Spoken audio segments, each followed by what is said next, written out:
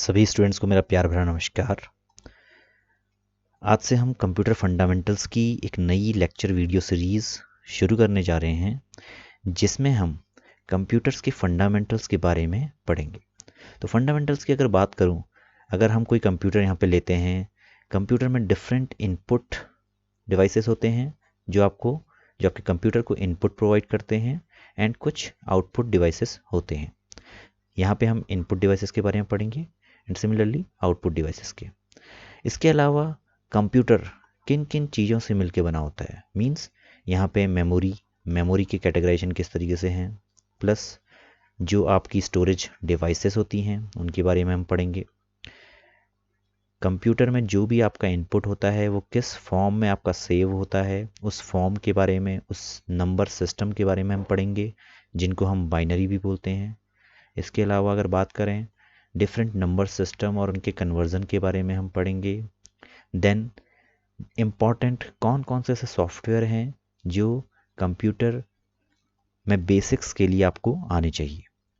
ये जो आपका लेक्चर सीरीज़ है ये बेसिकली फर्स्ट ईयर इंजीनियर के जो सारे के सारे स्टूडेंट हैं उनके लिए एप्लीकेबल है।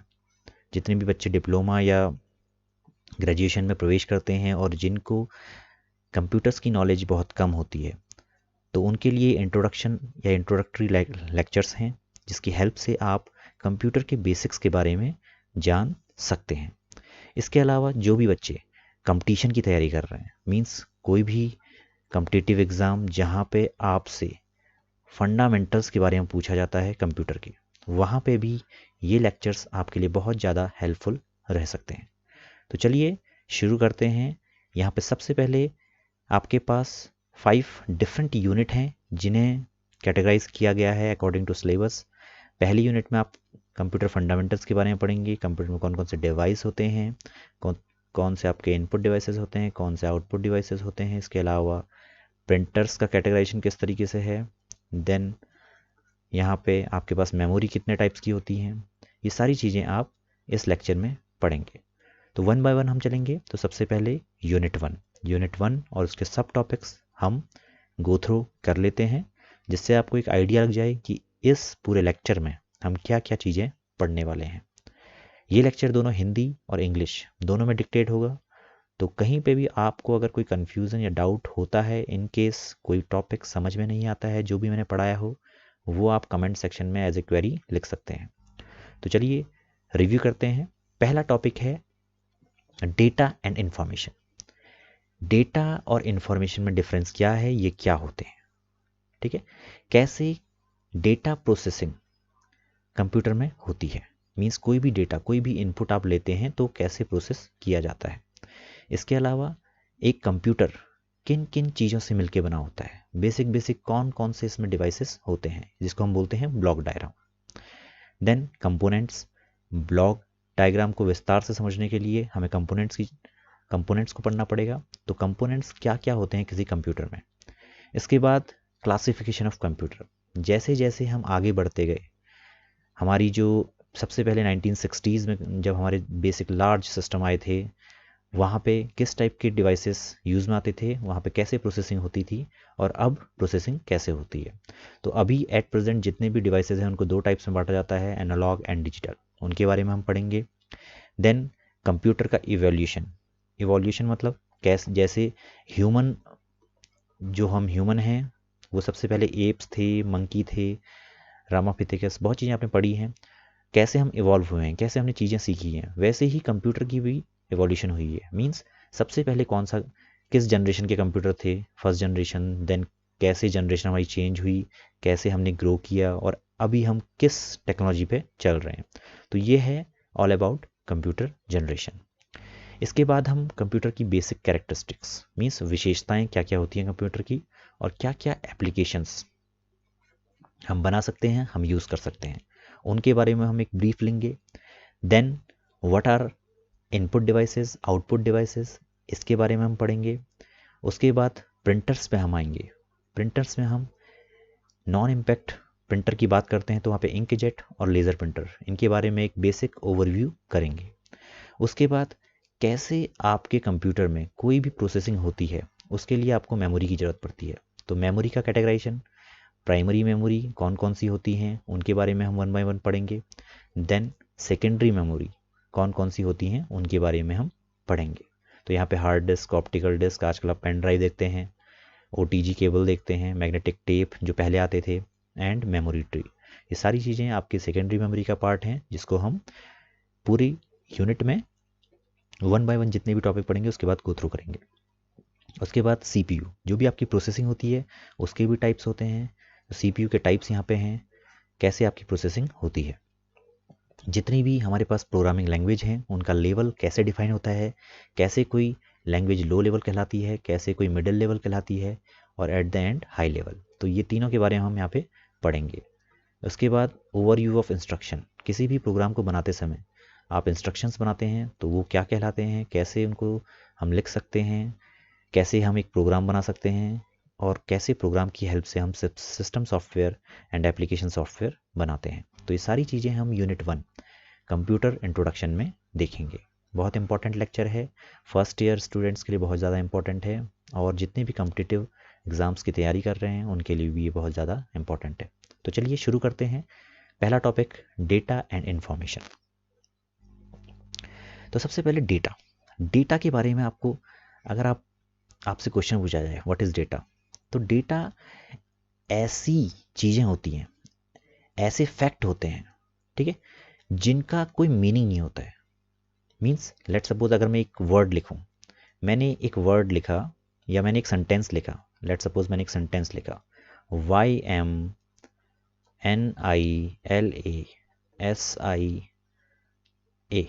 तो आप यहाँ पे इस सेंटेंस को देखिए, इस सेंटेंस का कोई मीनिंग नहीं है।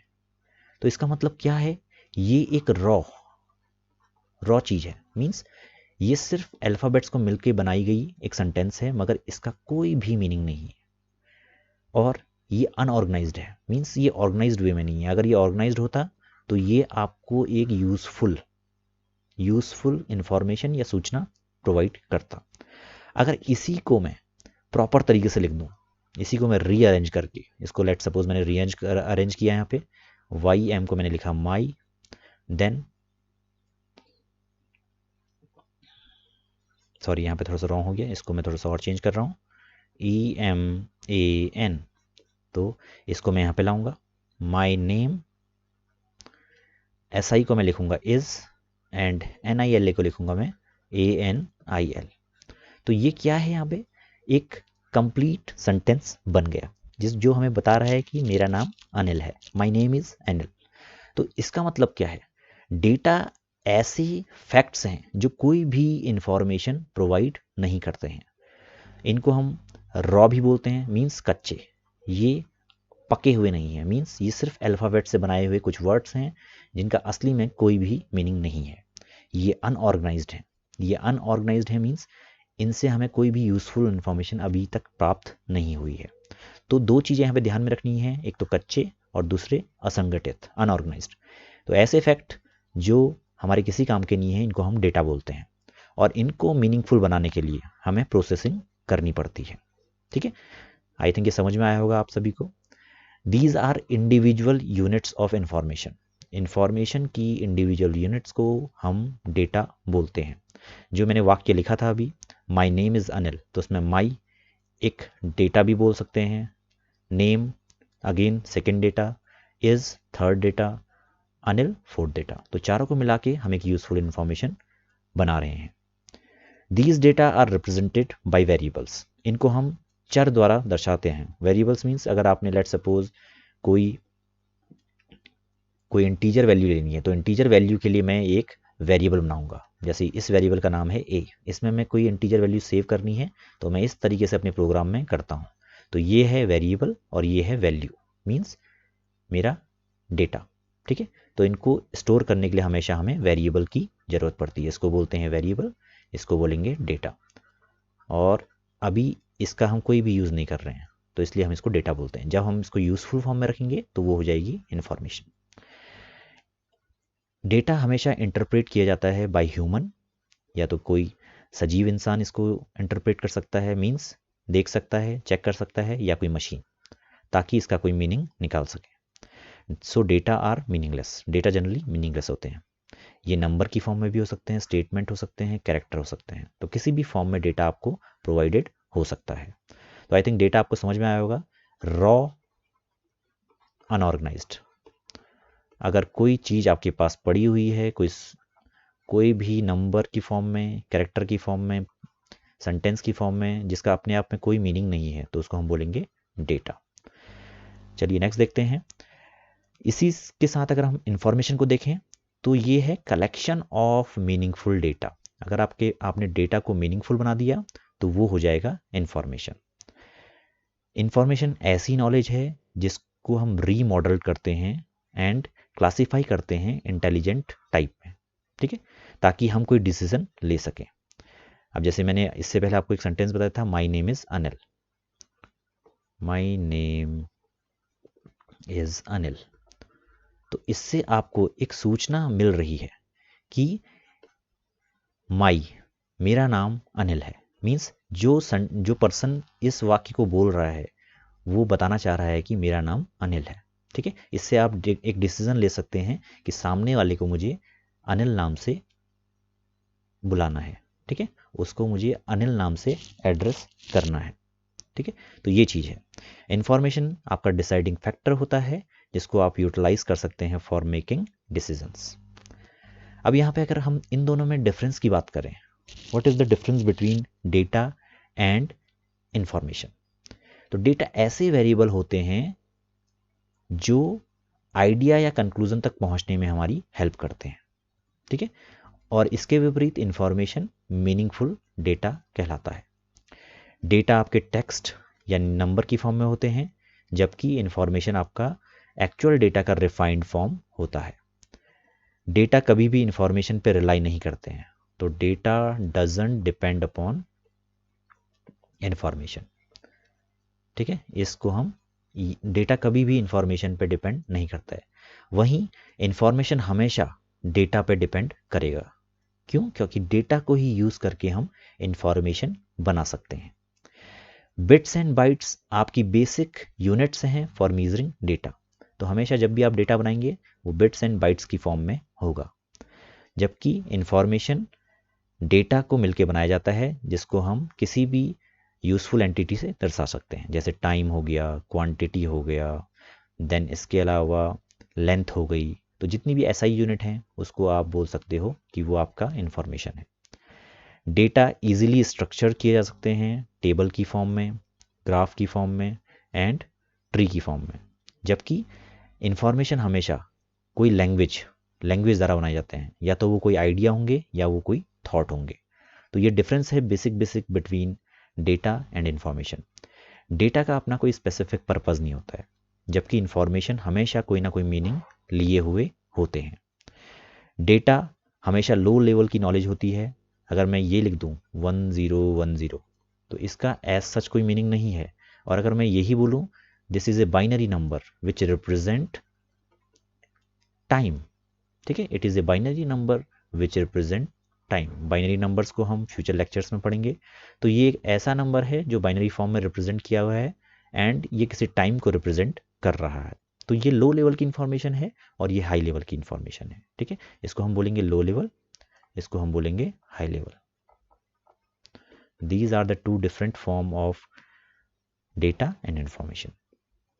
डेटा कभी भी डिसीजन मेकिंग में आपकी हेल्प नहीं करता है, जबकि इंफॉर्मेशन हमेशा आपको डिसीजन बनाने में आपकी हेल्प करता है। तो ये बेसिक डिफरेंस हैं बिटवीन डेटा एंड इंफॉर्मेशन, आपको हमेशा ध्यान में रखना है what is data, what is information. Next चलते हैं डेटा प्रोसेसिंग। किसी भी डेटा को कलेक्ट करना, उसको मैनिपुलेट करना और उसको प्रोसेस करके किसी यूजफुल काम में लाना, उसको हम बोलते हैं डेटा प्रोसेसिंग, ठीक है। ये हमेशा, ये जो चीज़ें होती हैं कंप्यूटर द्वारा की जाती हैं, so these are normally performed by the computer and it includes retrieving, means सबसे पहले आपको डेटा को रिट्रीव करना है, डेटा को कहीं से लाना है, देन उसको ट्रांसफॉर्म करना है, डेटा को आपको यूजफुल इंफॉर्मेशन में ट्रांसफॉर्म करना है, देन क्लासीफाई करना है। तो लेट सपोज अगर मैं बोलूँ कि आपके पास यूज़र आपको कोई इन्फॉर्मेशन प्रोवाइड कर रहा है, आपने एक रजिस्ट्रेशन पेज बनाया है for students, registration of students, ये आपके पास एक आपने वेब पेज बनाया हुआ है, वेब पेज में आप उससे उसकी सारी इन्फॉर्मेशन मांग रहे हैं। नेम में आपका फर्स्ट नेम भी हो सकता है, लास्ट नेम भी हो सकता है, whatever you want. Then second आपकी age, DOB, roll number, college name. So multiple fields will be there. तो आपके पास 4 फील्ड यहाँ पे हैं, name, age, DOB, roll number. तो यहाँ पे क्या है, जब भी आप डेटा प्रोसेसिंग करेंगे तो आपको क्या करना है, इन सारी इन्फॉर्मेशन को रिट्रीव करना है। पहले यूज़र से आपको एज ए इनपुट लेके इसे रिट्रीव करना है, इसको हम बोलेंगे इनपुट। इनपुट यूज़र आपको प्रोवाइड करेगा तो ये डेटा आपके पास रिट्रीव हो जाएगा। देन आपने इस डेटा को ट्रांसफॉर्म करना है। ट्रांसफॉर्म मीन्स ताकि आप इसको एक प्रॉपर तरीके से मैनेज कर सको, either in the form of tables और फाइल्स। आप किसी भी फॉर्म में इसको ट्रांसफॉर्म करके रख सकते हो। एंड देन इसको आपने क्लासीफाई करना है, इसको मैं नाम दे दूंगा स्टूडेंट इन्फो। तो इसी को कोई भी डेटा आप यूज़र से इनपुट ले रहे हो तो उसको प्रॉपरली रिट्रीव करके ट्रांसफॉर्म करना एंड क्लासीफाई करना is known as data processing. तो अपने आवश्यक उपयोग के लिए एकत्र किए गए डेटा का संग्रह, हेरफेर एंड प्रसंस्करण, इसी को हम डेटा प्रोसेसिंग बोलते हैं। मैंने हिंदी में भी यहाँ पे सेंटेंस लिखे हुए हैं, माइट भी मैं कुछ सेंटेंस बोलना भूल जाऊँ, आप यहाँ पे उसको पढ़ लीजिएगा इन केस अगर किसी को समझ में ना आए। देन यहाँ पे प्रोसेसिंग किस किस चीज़ों पे डिपेंड करती है। जब भी आप डेटा की प्रोसेसिंग करते हैं तो वो किन किन चीज़ों पे डिपेंड करती है। सबसे पहले तो जो आप डेटा ले रहे हैं वो डेटा कितना बड़ा है या कितना छोटा है, इसको हम बोलते हैं वॉल्यूम ऑफ डेटा। मींस सबसे पहली जो आपकी डिपेंडेंसी है वो है वॉल्यूम ऑफ डेटा में। तो माइट भी ये हो सकता है कि आपने जो अपना कंप्यूटर यूज़ किया है वो बहुत बड़े डेटा को प्रोसेस ना कर पाए, तो आपको अपने सिस्टम की जो प्रोसेसिंग स्पीड है वो बढ़ानी पड़ेगी। और अगर छोटा डेटा होगा तो आप इजीली डेटा को प्रोसेस कर सकते हैं। दूसरा है कॉम्प्लेक्सिटी ऑफ डेटा। अगर आपका डेटा बहुत कॉम्प्लेक्स है, कॉम्प्लेक्स मीन्स आपने उसमें अल्फ़ाबेट्स यूज़ किए हैं, नंबर यूज़ किए हैं, देन डिफरेंट लैंग्वेजेस में आप उसको प्रोवाइड कर रहे हैं, तो आपका डेटा कॉम्प्लेक्स हो जाएगा। तो सेकंड जो डिपेंडेंसी है वो है कॉम्प्लेक्सिटी ऑफ डेटा। जितना डेटा आपका कॉम्प्लेक्स होगा उसकी प्रोसेसिंग उतनी कॉम्प्लेक्स होगी। ठीक है, ये सिंपल आपको वर्ड्स में समझना है। देन आपके पास टेक्नोलॉजी कौन सी अवेलेबल है। ठीक है, आपके कंप्यूटर में कितनी GB रैम है, कितनी आपकी हार्ड डिस्क है, मींस आपकी सेकेंडरी मेमोरी कितनी है, कैसा आपका प्रोसेसर है, उन चीज़ों पे भी आपकी प्रोसेसिंग डिपेंड करती है। तो इसी को हम बोलते हैं कैपेसिटी एंड इनबिल्ट टेक्नोलॉजी। तो ये क्या है आपके कंप्यूटर की, इस पे आपकी सारी चीज़ें निर्भर करती हैं। देन टेक्निकल स्किल, जो भी पर्सन इस कंप्यूटर को हैंडल कर रहा है या इस डेटा को प्रोसेस करने के लिए जो भी उसने सॉफ्टवेयर यूज़ किया है वो होता है आपकी technical skill. And third last है आपका टाइम कंस्टेंट, मींस कितने टाइम में आपको चीज़ें प्रोवाइड करनी है, तो ये भी आपका एक डिपेंडेंसी में आ जाता है। ठीक है, तो 5 चीज़ें हैं आपकी। सबसे पहले वॉल्यूम ऑफ डेटा, डेटा कितना बड़ा है, दूसरा कॉम्प्लेक्स कितना है, तीसरा आपकी कैपेसिटी कितनी है सिस्टम की, और इनबिल्ट टेक्नोलॉजी जो आप इसमें यूज़ कर रहे हैं वो कैसी है। नेक्स्ट है technical skill of that person who is handling that data. And last is time constant, means आपके पास तो पूरा टाइम, आप यूज़र को कितने टाइम में वो डेटा प्रोसेस करके देते हैं। तो इन सब चीज़ों पे आपकी डेटा प्रोसेसिंग निर्भर करती है। नेक्स्ट चलते हैं मेथड्स ऑफ डेटा प्रोसेसिंग। किसी भी डेटा को प्रोसेस करने के लिए कौन कौन से मेथड्स अवेलेबल हैं। तो पहला तो है single user programming, means let suppose आपके पास एक डेटा है। ठीक है, मैं इस डेटा को सिंपल डेटा की फॉर्म में ही लिख रहा हूँ। डेटा कुछ भी हो सकता है, डेटा मीन्स आपके पास एक फाइल है, उस फाइल को आप प्रोसेस कर रहे हैं। तो एक तो ये हो सकता है कि एक सिंगल पर्सन यहाँ पे बैठा हुआ है, ये आपके डेटा को ले, ये डेटा जो उसके पास आ रहा है और इस डेटा को प्रोसेस करके फाइल्स में स्टोर कर दे। तो इसको हम बोलते हैं single user programming, means this is done by single person. ये हमेशा सिंगल पर्सन द्वारा किया जाता है। दूसरा होता है मल्टीपल प्रोग्रामिंग। ठीक है, अगर यहाँ पे आप लेट सपोज इस यूज़र 1, इसको मैं बोलता हूँ, यूज़र 1 ने एक प्रोग्राम बनाया था यहाँ पे, और उस प्रोग्राम की हेल्प से आपका डेटा प्रोसेस होके फाइल्स में जा रहा है। अब अगर यही यूज़र मल्टीपल प्रोग्राम्स बना दे, ठीक है, 3 प्रोग्राम बना दे, तो आपकी ओवरऑल टाइमिंग घट जाएगी। मीन्स जो काम आप 10 मिनट में कर रहे थे वो अब घट के कितने टाइम में हो जाएगा, ऑलमोस्ट 3 मिनट में। और प्रिसाइसली अगर मैं बोलूँ तो 3.3 मिनट्स में आपका काम यहाँ पे परफॉर्म हो जाएगा। तो यहाँ पे हम इसको बोलते हैं मल्टीपल प्रोग्रामिंग। मीन्स आपने एक से ज़्यादा 1 प्लस कुछ भी हो सकता है, आपने यहाँ पे प्रोग्राम बनाए और उन प्रोग्राम्स की हेल्प से आपने क्या किया, यहाँ पे अपना जो डेटा है उसको प्रोसेस कर लिया। ठीक है, तो एक होता है सिंगल यूज़र प्रोग्रामिंग और दूसरा है मल्टीपल प्रोग्रामिंग। तो जो भी सीपीयू आपका यहाँ पे काम करता है वो बेसिकली आपके एक साथ मल्टीपल प्रोग्राम रन करता है ताकि आपका डेटा प्रोसेसिंग कम टाइम में और इजीली हो जाए। नेक्स्ट है आपका रियल टाइम प्रोसेसिंग। अब ये एक डिफरेंट कॉन्सेप्ट है। इसमें जो टेक्निक होती है, इसमें जो यूज़र होता है वो डायरेक्टली कंप्यूटर में आपका डेटा प्रोसेस करता है। ठीक है, तो ऐसा नहीं है कि डेटा आपका पहले स्टोर हुआ कहीं पे किसी सिस्टम में, आपका स्टोर हुआ, देन वो किसी और सिस्टम में गया और उसके बाद कहीं पे जाके वो प्रोसेस हो रहा है। तो यहाँ पे क्या होता है कि डायरेक्टली जो आपने डेटा प्रोवाइड किया है वो आपके लास्ट जो आपका यूज़र है उसके पास पहुँच के सीधे प्रोसेसिंग उसकी होती है। तो यहाँ पे क्या है, टाइम सेविंग होती है, आपका जल्दी जो एक्टिविटी है या डेटा प्रोसेसिंग है वो परफॉर्म हो जाएगी।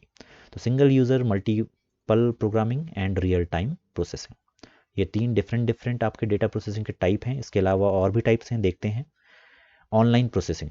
ठीक है, यहाँ पे क्या होता है कि आपका जो भी डेटा है वो with the help of web pages आप फिल करते हो और वेब पेजेस की हेल्प से आप ब्राउज़र पे जाके सीधे वेबसाइट में आपने डेटा डाला और वो प्रोसेस होकर आपको मिल गया। तो इसको हम बोलते हैं ऑनलाइन प्रोसेसिंग।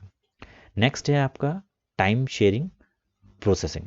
ठीक है, ये another form of online data processing है। इसी का एक फॉर्म है जिसमें मल्टीपल यूज़र क्या करते हैं, सेम रिसोर्स को शेयर करते हैं। तो लेट सपोज आपने एक वेबसाइट थी, एक वेबसाइट आपने प्रोवाइड की है फॉर डेटा प्रोसेसिंग। ये डेटा प्रोसेसिंग के लिए आपने एक वेबसाइट या वेब पेज प्रोवाइड किया हुआ है। तो होगा क्या, आपने पहले 10 मिनट के लिए जो यूज़र 1 है उसको आपने इस सिस्टम की एक्सेस प्रोवाइड कर दी। सिमिलरली नेक्स्ट 10 मिनट के लिए आपने क्या किया, इस यूज़र को एक्सेस प्रोवाइड कर दी। तो मल्टीपल यूज़र क्या कर रहे हैं, अकॉर्डिंग टू जो उनको टाइम स्लॉट मिला हुआ है उसके अकॉर्डिंग अपनी डेटा को प्रोसेस कर रहे हैं। तो यहाँ पे इस यूज़र को नेक्स्ट 20 मिनट के लिए आइडियल या आइडल बैठना पड़ेगा, मीन्स आलसी बनना पड़ेगा उसको। वो सिर्फ 10 मिनट के लिए काम करेगा, उसके बाद वो बैठ जाएगा, 20 मिनट वेट करेगा। देन ये जो सेकंड यूज़र है वो इस सिस्टम को डेटा प्रोसेसिंग के लिए यूज़ करेगा 10 मिनट के लिए, देन वो थर्ड को प्रोवाइड करेगा। तो ऐसे एक सिस्टम बन जाएगा। ठीक है, तो ये टाइम सेविंग प्रोसेसिंग है। नेक्स्ट है डिस्ट्रीब्यूटेड प्रोसेसिंग। ठीक है, इसमें क्या होता है कि यहाँ पे मल्टीपल कंप्यूटर आपके कनेक्टेड होते हैं। लेट सपोज आपका एक सिस्टम यहाँ है, आपने क्या है, आपने यहाँ पे 3 कंप्यूटर यहाँ पे लगा दिए हैं और यहाँ पे डेटा प्रोसेसिंग के लिए आपने एक वेबसाइट बना दी है। तो होगा क्या, यूज़र वन ने बोला कि मेरा डेटा प्रोसेस कर दो, तो ये यहाँ से प्रोसेस होगा। सिमिलरली यूज़र 2 ने बोला कि मेरा डेटा प्रोसेस कर दो, तो ये यहाँ पे जाएगी। सिमिलरली थर्ड यूज़र ने बोला कि मेरा डेटा प्रोसेस कर दो, तो आपका क्या होगा, यहाँ से यहाँ जाएगी। तो यहाँ डिस्ट्रीब्यूटेड प्रोसेसिंग होगी। मीन्स आपका जो प्रोसेस है, ठीक है, वेरियस कंप्यूटर आपके डेटा को प्रोसेस कर रहे हैं। माइट भी ये भी हो सकता है कि सिंगल यूज़र द्वारा भेजा गया डेटा तीनों सिस्टम में इक्वली डिस्ट्रीब्यूट हो और ये तीनों फटाफट उसकी प्रोसेसिंग करके आपको एक कंप्लीट डेटा प्रोसेसिंग प्रोवाइड कर दें। तो इस तरीके से भी आपकी प्रोसेसिंग होती है, जिसको हम बोलते हैं डिस्ट्रीब्यूटेड प्रोसेसिंग। नेक्स्ट है आपका ब्लॉक डायग्राम ऑफ कंप्यूटर। तो यहाँ पे 6 टाइप की आपकी डेटा प्रोसेसिंग मैंने बताई। सबसे पहली है सिंगल यूज़र या सिंगल प्रोग्राम की हेल्प से जो आप डेटा प्रोसेसिंग करते हैं। दूसरा है सिंगल प्रोग्राम, मीन्स आपके पास एक सिंगल प्रोग्राम है जिसकी हेल्प से आपका डेटा प्रोसेस हो रहा है। यहाँ सेकंड है आपका मल्टीपल प्रोग्राम, मीन्स आपकी प्रोसेसिंग यहाँ पे फास्ट हो जाएगी क्योंकि मल्टीपल प्रोग्राम आपके डेटा को प्रोसेस करने का प्रयास कर रहे हैं। उसके बाद है real time processing. Real time में आपका डेटा रियल टाइम मीन्स आपने भेजा उसी टाइम पे प्रोसेस होके आएगा। उसके बाद है ऑनलाइन। ऑनलाइन में जो भी ऑनलाइन एक्टिविटी आप देखते हैं वो इसका एक एग्जांपल है। Means with the help of internet आपका डेटा यहाँ पे प्रोसेस होता है। Then time sharing means equal time के लिए हर किसी यूज़र को इक्वल टाइम के लिए रिसोर्स अवेलेबल होगा, देन सेकंड यूज़र को अवेलेबल होगा, देन थर्ड यूज़र को, according to number of users आपका यहाँ पे टाइम शेयरिंग प्रोटोकॉल बनेगा। देन उसके बाद यहाँ पे डिस्ट्रीब्यूटेड मीन्स आपका जो पीछे आपने कोई डेटा प्रोसेस करने के लिए अगर वेबसाइट पे कुछ डेटा भेजा तो पीछे multiple computer means distributed processing with the help of multiple computer हो जाएगी। ठीक है, तो ये हैं different type of data processing. इनको हम फ्यूचर में देखेंगे कि कैसे ये डिफरेंट तरीके से काम करती है। ठीक है, अभी मैंने एक बेसिक जनरल कॉन्सेप्ट बताया है, with the help of example मैं फ्यूचर लेक्चर्स में आपको बताऊंगा, क्योंकि ये बहुत एक बड़ी सीरीज होने वाली है, क्योंकि यहाँ पे हम बहुत चीज़ें पढ़ने वाले हैं। ठीक है, बेसिक कॉन्सेप्ट्स कंप्यूटर्स के। नेक्स्ट चलते हैं ब्लॉक डायग्राम। अब कोई भी कंप्यूटर जो आप यूज़ करते हैं, ठीक है, हर कंप्यूटर का एक बेसिक ब्लॉक डायग्राम होता है जो कि सिमिलर होता है। तो ब्लॉक डायग्राम अगर मैं बोलूँ, इसका मतलब है कि कैसे आपका एक कंप्यूटर किसी चीज़ को प्रोसेस करता है, किसी डेटा को प्रोसेस करता है। ठीक है, कोई भी डेटा मैं भेजता हूँ तो वो डेटा कैसे प्रोसेस होकर मुझे अल्टीमेटली मेरा आउटपुट मिलता है। तो सबसे पहली चीज़ यहाँ पे होती है इनपुट। ये बेसिक ब्लॉक डायग्राम है। हम कॉम्प्लेक्स ब्लॉक डायग्राम भी बना सकते हैं, उसको मैं फ्यूचर में आपको दिखाऊंगा।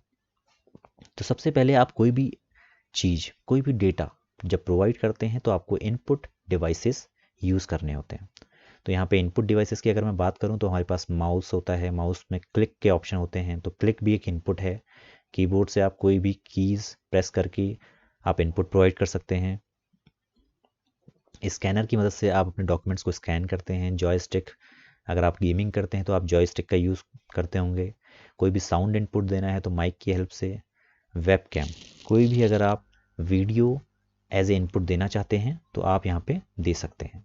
तो ये बेसिक आपके पास इनपुट डिवाइसेस हैं जो आप किसी भी कंप्यूटर को इनपुट प्रोवाइड करने के लिए यूज़ कर सकते हैं। ये मैंने थोड़े से एग्जांपल दिए हुए हैं जिनकी हेल्प से आप इनपुट प्रोवाइड करते हैं।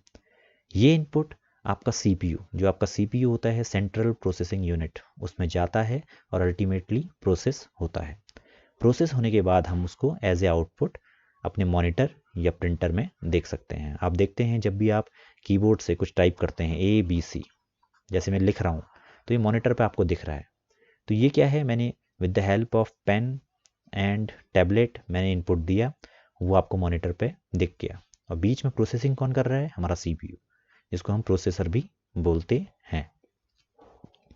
इसी ब्लॉक डायग्राम को अगर मैं विस्तार में देखूं तो इसका एक इन्हांस वर्जन है, वो ये है। यहाँ पे मैंने इनपुट डिवाइसेस लगाए हुए हैं, यहाँ पे मेरे आउटपुट डिवाइसेस हैं।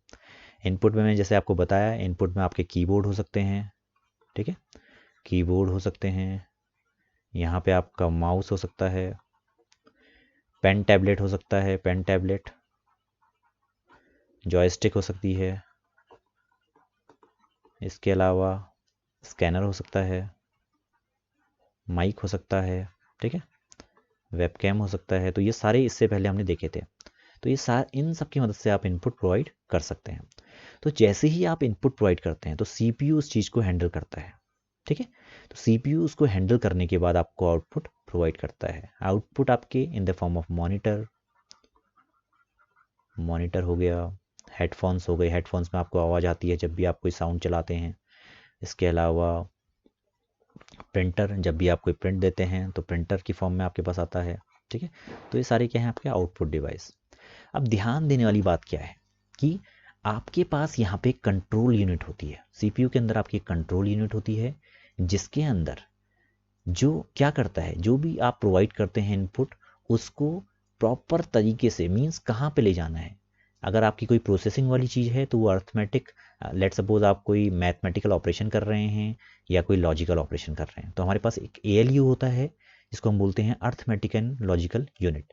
तो CPU उस इनपुट को with the help of control unit आपके ALU पे भेजता है।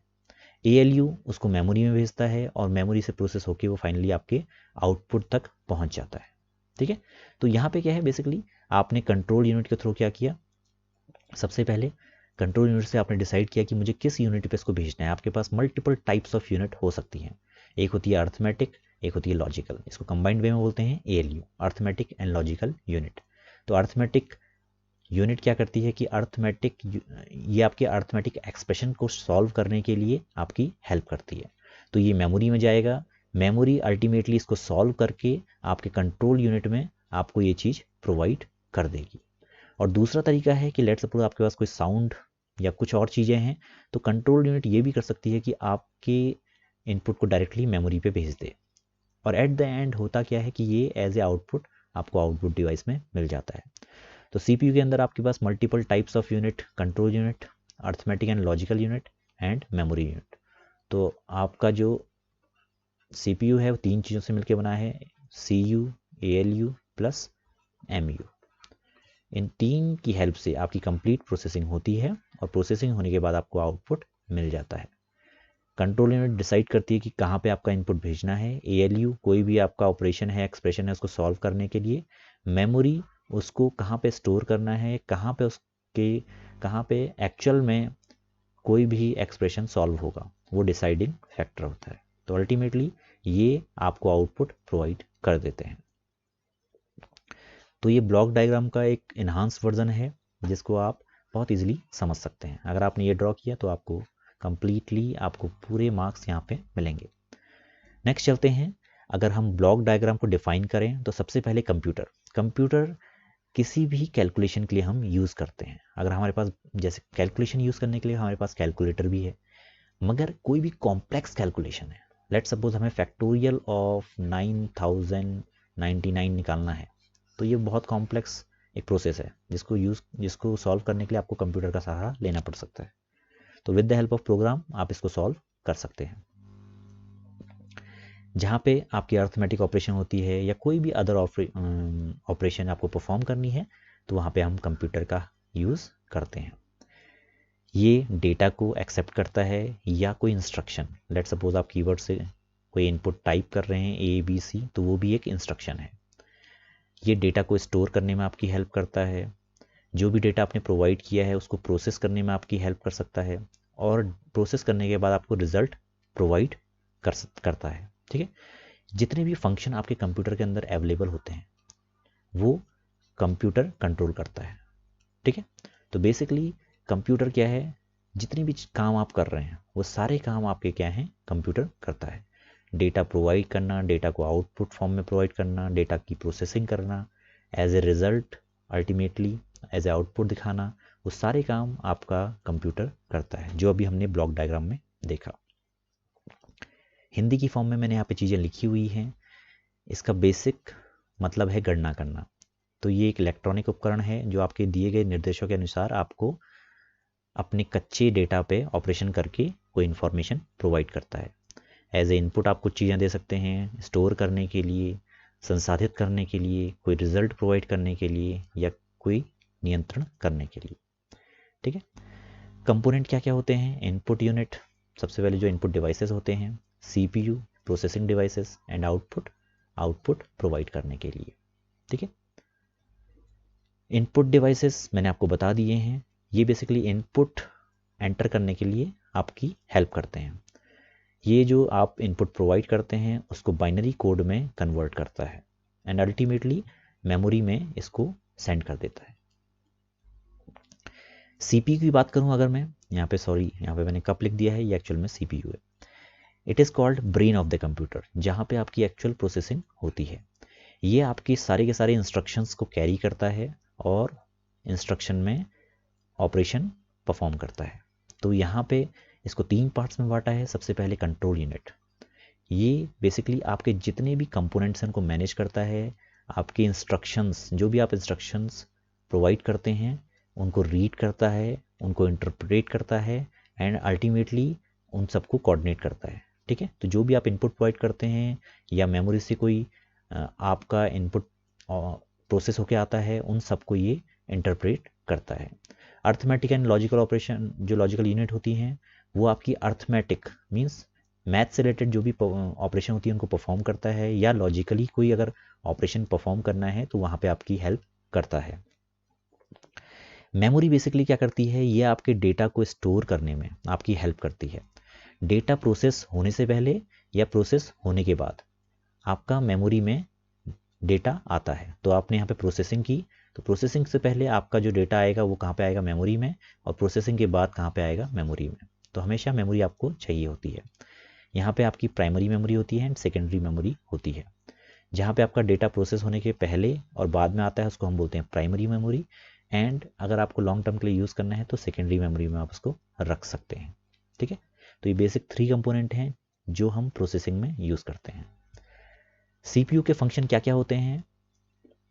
ये बेसिकली आपके पूरे कंप्यूटर के सिस्टम को कंट्रोल करता है, चाहे वो सॉफ्टवेयर हो या डेटा का फ्लो हो। अगर आपको डेटा इधर से उधर ले जाना है या आपको कोई सॉफ्टवेयर बनाना है तो सारा का सारा CPU यहाँ पे कंट्रोलर की भूमिका निभाता है। ये यहाँ पे ऑपरेशन परफॉर्म करता है, कोई भी ऑपरेशन आपको परफॉर्म करना है, डेटा को लेता है इनपुट डिवाइसेस के थ्रू एंड आउटपुट डिवाइसेस को इंफॉर्मेशन भेजता है। मेमोरी से इनपुट को ले जाना और आउटपुट को, इनपुट को भेजना और आउटपुट को ले जाना, ये सारा काम आपका CPU करता है। ये टेम्परेरी बेसिस पे या परमानेंट बेसिस पे आपके डेटा को स्टोर करता है with the help of primary and secondary memory. कोई भी अर्थमेटिक ऑपरेशन आपको परफॉर्म करना है या लॉजिकल ऑपरेशन परफॉर्म करना है तो सारे काम ये CPU करता है। तो basically it controls all the parts and software data flow of computer. It perform all operation, जितनी भी ऑपरेशन परफॉर्म होती हैं सब यहीं से होती हैं। इनपुट डिवाइसेस से डेटा एक्सेप्ट करने में ये आपकी हेल्प करता है। आउटपुट डिवाइसेस में कोई भी इंफॉर्मेशन पहुंचानी है तो वहाँ पे आपकी हेल्प करता है। कोई भी प्रोग्राम एग्जीक्यूट करना है उसके लिए यहाँ पे आपकी हेल्प करता है। डेटा स्टोरेज में ये आपकी हेल्प प्रोवाइड करता है एंड अल्टीमेटली कोई भी अर्थमेटिक या लॉजिकल ऑपरेशन परफॉर्म करना है तो वहाँ पे आपकी हेल्प करता है। ये मैंने यहाँ पे हिंदी में लिखा हुआ है, इसको आप पढ़ लीजिएगा इन केस अगर किसी को समझ में नहीं आया हो। आउटपुट यूनिट, ये यूनिट बेसिकली क्या करती है, आउटपुट डिवाइसेस को कंटेन किए हुए होती है जो कि आपकी रिजल्ट दिखाने में आपकी हेल्प करता है। ठीक है, तो जो भी मेन मेमोरी से डेटा प्रोसेस होने के बाद आता है वो आपके आउटपुट डिवाइसेस में आता है और ये जितनी भी बाइनरी कोडेड इन्फॉर्मेशन है उनको एक प्रॉपर लैंग्वेज, चाहे वो इंग्लिश हो या जो भी उस ज्योग्राफी की अपनी लैंग्वेज हो, उस लैंग्वेज में आपको, या जो भी कंप्यूटर प्रोसेस करके आउटपुट लैंग्वेज के फॉर्म में आपको दिखाना चाहता है वो इन डिवाइसेस के थ्रू आप देख सकते हैं। अब यहाँ पे कंप्यूटर्स के क्लासिफिकेशन की बात करते हैं। तो कंप्यूटर जब जब स्टार्टिंग में आए थे और अभी तक जितने भी कंप्यूटर हैं उनको हम 3 टाइप्स में बांट सकते हैं based on their hardware. Means उनके अंदर जो जो चीज़ें लगी हुई हैं, हार्डवेयर का मतलब होता है मशीन, कोई भी अगर IC लगी हुई है, इंटीग्रेटेड सर्किट हैं जिनको हम बोलते हैं, सेमीकंडक्टर, तो उन बेसिस पे हम कंप्यूटर को 3 भागों में, 3 टाइप्स में डिवाइड कर सकते हैं। पहला है आपका एनालॉग, दूसरा है डिजिटल एंड तीसरा है हाइब्रिड। हाइब्रिड आपका इन दोनों को मिला के ही बनाया जाता है। तो वन बाय वन इनको देख लेते हैं ये क्या होते हैं। ये बेसिकली किसी भी एनालॉग डेटा को प्रोसेस करने में आपकी हेल्प करते हैं। लेट सपोज कोई डेटा है, आपने एक वैल्यू, इंटीजर वैल्यू, मैं एक इंटीजर वैल्यू लेना चाहता हूँ a, ये मेरी एक वेरिएबल है, इसके अंदर, या इंटीजर ना लेके हम क्या करते हैं, हम एक वेरिएबल लेते हैं a।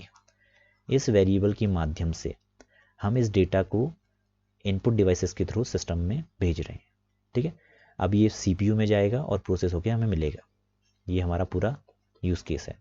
अब इस a की वैल्यू लेट सपोज 1 भी हो सकती है, 1.1 भी हो सकती है, 1.11 भी हो सकती है एंड 2 भी हो सकती है, या 0 भी हो सकती है। तो आप देखेंगे जितने भी यहाँ पे डेटा हमने प्रोवाइड किए हैं ये कंप्लीट नहीं है, ये डेसिमल फॉर्म में भी हो सकते हैं, ठीक है, और फर्दर डिस्क्रीट फॉर्म में हो सकते हैं। तो जहाँ पे आपकी कोई बाउंडेशन नहीं है, जहाँ पे आपका डेटा डिस्क्रीट फॉर्म में नहीं है, मीन्स आपने लेट सपोज आपको मैं एक ग्राफ की मदद से बताऊं, एक आप सिग्नल भेज रहे हैं, ठीक है, सिग्नल आपने भेजा इस तरीके से, इस तरीके से। तो यहाँ पे होता क्या, देखिए जो आपका डेटा है वो, ये इसको मैं बोलूँगा 1, इसको मैं बोलूँगा -1, इसको मैं 1 बोलूँगा, वैसे इसको 0 बोलते हैं मगर मैं इसको -1 यहाँ पे बोलता हूँ। इसको मैं 1 बोलूँगा, इसको मैं -1 बोलूँगा और ये है 0। ठीक है, तो यहाँ पे जो हाईएस्ट पीक है ये होगा 1, ये है आपका 0, ये है आपका -1। अब बीच में आपकी डिस्क्रीट फॉर्म में भी वैल्यू हो सकती है, ये यहाँ पे एनालॉग वे में वैल्यूज़ हो सकती हैं। ये आइदर 0.1 हो सकता है, 0.2 हो सकता है, 0.3 हो सकता है, 0.4 हो सकता है। तो इस फॉर्म में अगर आपका कोई डेटा आपको एज ए इनपुट मिलता है, उसको हम बोलते हैं एनालॉग, और इन्हीं टाइप के सिग्नल्स को हम बोलते हैं एनालॉग सिग्नल। ठीक है, तो जैसे टेम्परेचर है, टेम्परेचर आपका एनालॉग टाइप का होगा, वो कभी डिस्क्रीट नहीं होगा। ऐसा नहीं है कि या तो 0 होगा या तो 1 होगा, 0.1 भी हो सकता है, 0.2 भी हो सकता है। इसी तरीके से प्रेशर, ये आपका पॉइंट में हो सकता है, स्पीड पॉइंट में हो सकती है, वेट भी आपका पॉइंट में हो सकता है, वोल्टेज, डेप्थ, ये सारी चीज़ें क्या हैं, ये आपकी पॉइंट में हो सकती हैं। It means these are continuous, and इनकी वैरायटी बहुत टाइप की हो सकती है, इनफाइनाइट टाइप की। ऐसा नहीं है कि इनकी बिल्कुल फिक्स्ड टाइप्स हैं, इनकी वैल्यू कुछ भी हो सकती है। तो ये कंटिन्यूस चेंज होते रहते हैं। तो ऐसे डेटा जो कंटिन्यूस चेंज होते हैं उनको हम बोलते हैं एनालॉग डेटा। तो इसके लिए जो डिवाइस हम बनाते हैं, जैसे स्पीडोमीटर है, टू कैलकुलेट योर स्पीड। आप देखते हैं ना कि यहाँ पे आपकी बाइक के आगे एक स्पीडोमीटर लगा होता है, ठीक है, तो वहाँ पे आपकी स्पीड आती है, तो स्पीड आपकी पॉइंट में भी हो सकती है। ठीक है, तो इसलिए ये क्या है, एक एनालॉग डिवाइस है। ऐसे ही थर्मामीटर, ये आपके टेम्परेचर को पॉइंट्स में भी दिखाता है। ठीक है, वेइंग मशीन, ये आपके वेट को पॉइंट में दिखाती है। तो ऐसे डिवाइसेस, ऐसे computer where data can be accepted directly from measuring instrument, means measuring instrument की हेल्प से आप डायरेक्टली डेटा एक्सेप्ट करते हैं without having to convert into numbers and codes. अगर आपको 1.1 मिला तो आप उसको ऐसे ही सिस्टम के अंदर भेजोगे, आपको 1.01 मिला उसको ऐसे ही सिस्टम के अंदर भेजोगे। तो ये है आपका एनालॉग डिवाइसेस। ये सबसे पहले कंप्यूटर वर्ड, सॉरी थोड़ा सा गला मेरा गड़बड़ हो रहा है, ये कंप्यूटर वर्ड में सबसे पहले आए थे। तो यहाँ पे एनालॉग एंड डिजिटल की बात हम कर रहे थे। तो एनालॉग क्या होते हैं कि बेसिकली यहाँ पे आपके सिग्नल्स कंटिन्यूसली आते रहते हैं। ऐसा नहीं है कि आपका क्लियर या बिल्कुल सिग्नल बंद हो जाएगा, यहाँ पे सिग्नल आपके कंटिन्यूसली रिसीव होते रहेंगे। तो अगर मैं इसका एक एग्जांपल आपको इन केस ऑफ सिग्नल्स की फॉर्म में बताऊं, तो जैसे रेडियो होता है, रेडियो में आप देखना डिस्टर्बेंस बहुत होती है, तो ये एनालॉग टेक्नोलॉजी पे काम करता है। मींस आपके सिग्नल कुछ ना कुछ यहाँ पे रिसीव होंगे।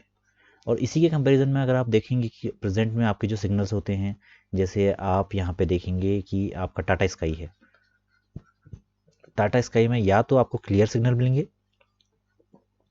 या बिल्कुल ज़ीरो सिग्नल। ऐसा नहीं है कि आपका जो सिग्नल है वो वीक सिग्नल आपको मिल रहा है। तो ये बेसिक डिफरेंस मैं आपको बताने की कोशिश कर रहा हूँ कि क्या डिफरेंस है बिटवीन एनालॉग एंड डिजिटल। तो ये सबसे पहले जो डिज़ाइन किए हुए कंप्यूटर थे उनको हम एनालॉग कंप्यूटर बोलते हैं, और इन्हीं की हेल्प से हमने मॉडर्न डिजिटल कंप्यूटर बनाए हैं। ठीक है, अभी भी एनालॉग कंप्यूटर आपके यूज़ होते हैं for calculation and measuring analogue quantity. तो देख लेते हैं एक बार आगे बढ़ के, जिसको मैंने हिंदी की फॉर्म में यहाँ पे लिखा गया है। यहाँ पे एनालॉग डेटा को प्रोसेस करने के लिए आप एनालॉग कंप्यूटर का यूज़ करते हैं। ये निरंतर प्रकृति के होते हैं, मीन्स ये असतत, मीन्स बीच में रुकते नहीं हैं। ऐसा है कि ये अगर आपको रिसीव हो रहे हैं तो ये रिसीव होते रहेंगे। इनका एग्जाम्पल है तापमान, दबाव, गति, वजन, वोल्टेज, गहराई। ये मात्राएं निरंतर प्रकृति की होती हैं और ये निरंतर परिवर्तन को मापते रहते हैं। ऐसा नहीं है कि ये कहीं पर रुक जाएंगे। जैसे स्पीडोमीटर आपकी स्पीड को लगातार चेक करता है और आपको दिखाता है, वैसे ही जैसे तापमान को दिखाने के लिए आप थर्मामीटर का यूज़ करते हैं। जबकि डिजिटल कंप्यूटर क्या होते हैं, जो कंप्लीट नंबर की फॉर्म में आपकी सिग्नल्स को रिसीव करते हैं। ये ऑन ऑफ की फॉर्म में होते हैं, आइदर आपको रिसीव 1 होगा या आपको सिग्नल रिसीव नहीं होंगे, या तो आपको सिग्नल रिसीव होंगे, अच्छे सिग्नल होंगे, या आपको सिग्नल रिसीव नहीं होंगे। ठीक है, किसी भी डिजिटल इंफॉर्मेशन को रिसीव करने के लिए हम डिजिटल कंप्यूटर की मदद लेते हैं। ये आपके नंबर्स को प्रोसेस करने के लिए या नॉन न्यूमेरिक डेटा को प्रोसेस करने में आपकी हेल्प करते हैं। जैसे आपको एडिशन करना है, सब्ट्रैक्शन करना है, मल्टीप्लिकेशन करना है, डिवीजन करना है, कोई भी लॉजिकल ऑपरेशन करना है, तो उन ऑपरेशन को परफॉर्म करने के लिए आप डिजिटल कंप्यूटर्स का यूज़ करते हो। इसका मोस्ट कॉमन एग्जांपल है जो आप प्रेजेंट में अकाउंटिंग मशीन या कैलकुलेटर यूज़ करते हो, वो आपके डिजिटल कंप्यूटर्स का एक एग्जाम्पल हो सकता है। यहाँ पे with the help of Hindi की मदद से मैंने आपको यहाँ पे डिस्क्राइब की गई हैं चीज़ें। नेक्स्ट देखते हैं हाइब्रिड। हाइब्रिड क्या होती है, जो डिजिटल और एनालॉग दोनों का कॉम्बिनेशन होती है। मीन्स डिजिटल जो इनपुट है एंड एनालॉग इनपुट है, दोनों को सॉल्व करने में आपकी हेल्प करती हैं। ठीक है, it combines the best feature, ये दोनों सिस्टम के अच्छे फीचर्स को लेके बनाई गई है। ठीक है, it has the speed of analogue, analogue की स्पीड अच्छी होती है, तो एनालॉग की स्पीड को इन्होंने लिया हुआ है, and the memory and accuracy of digital computer, तो दोनों को कंबाइन करके यहाँ पे हाइब्रिड कंप्यूटर बनाए जाते हैं। ये अभी वाइडली यूज्ड होने वाले सिस्टम्स हैं। जैसे हॉस्पिटल्स में जो आईसीयूज़ में जो आपके कंप्यूटर यूज़ होते हैं, वो दोनों टाइप के इनपुट्स को प्रोसेस कर सकते हैं, जैसे कि पेशेंट का ब्लड प्रेशर नापना, टेम्परेचर नापना, एंड अल्टीमेटली इसको कन्वर्ट करके डिजिट की फॉर्म में दिखा देना। ठीक है, these are used for scientific calculation, defence में, रडार में, जहाँ पे आपके पास बहुत सारी कॉम्प्लेक्स इन्फॉर्मेशन आ रही है, उनको सॉल्व करने के लिए आपका हाइब्रिड कंप्यूटर यूज़ होते हैं। नेक्स्ट चलते हैं, या मैंने यहाँ पे हिंदी में लिखा हुआ है, दोनों का संयोजन means hybrid, digital and analogue का संयोजन हाइब्रिड कहलाता है। ये दोनों की सर्वोत्तम विशेषताओं को जोड़ के बनाए गए हैं, जैसे एनालॉग कंप्यूटर की गति एवं डिजिटल कंप्यूटर की मेमोरी एवं सटीकता। अगर आप अस्पताल में जाएंगे, वहाँ पे एक गहन चिकित्सा इकाई होती है जिसको हम आईसीयू, इंटेंस केयर यूनिट बोलते हैं, जहाँ पे रोगी के रक्तचाप, ब्लड प्रेशर, तापमान, इन सबको मापा जाता है और उनको अंकों में दिखाया जाता है। इसी तरीके से वैज्ञानिक गणना के लिए, रक्षा सिस्टम के लिए, रडार में, यहाँ पे सब जगह हाइब्रिड सिस्टम्स का यूज़ किया जाता है। अब कंप्यूटर जनरेशन की बात करते हैं, मीन्स अभी तक जितने भी कंप्यूटर हमारे पास आए हैं वो कैसे इवॉल्व हुए हैं। ठीक है, उनका डेवलपमेंट कैसे हुआ है, तो यही कहलाता है आपका कंप्यूटर जनरेशन। तो यहाँ पे 5 जनरेशन बेसिकली आई थी। इनको हमने टाइम पीरियड, उनका यूज़ और कॉम्प्लेक्सिटी के हिसाब से डिवाइड किया हुआ है कि वहाँ पे आप क्या क्या चीज़ें कर सकते थे, ये किस टाइम पीरियड में आई थी और ये किन पे काम करती थी। तो सबसे पहला काल है आपका 1940 to 56। यहाँ पे आपके फर्स्ट जनरेशन कंप्यूटर आए थे जिनको हम 1G भी बोलते हैं, फर्स्ट जनरेशन।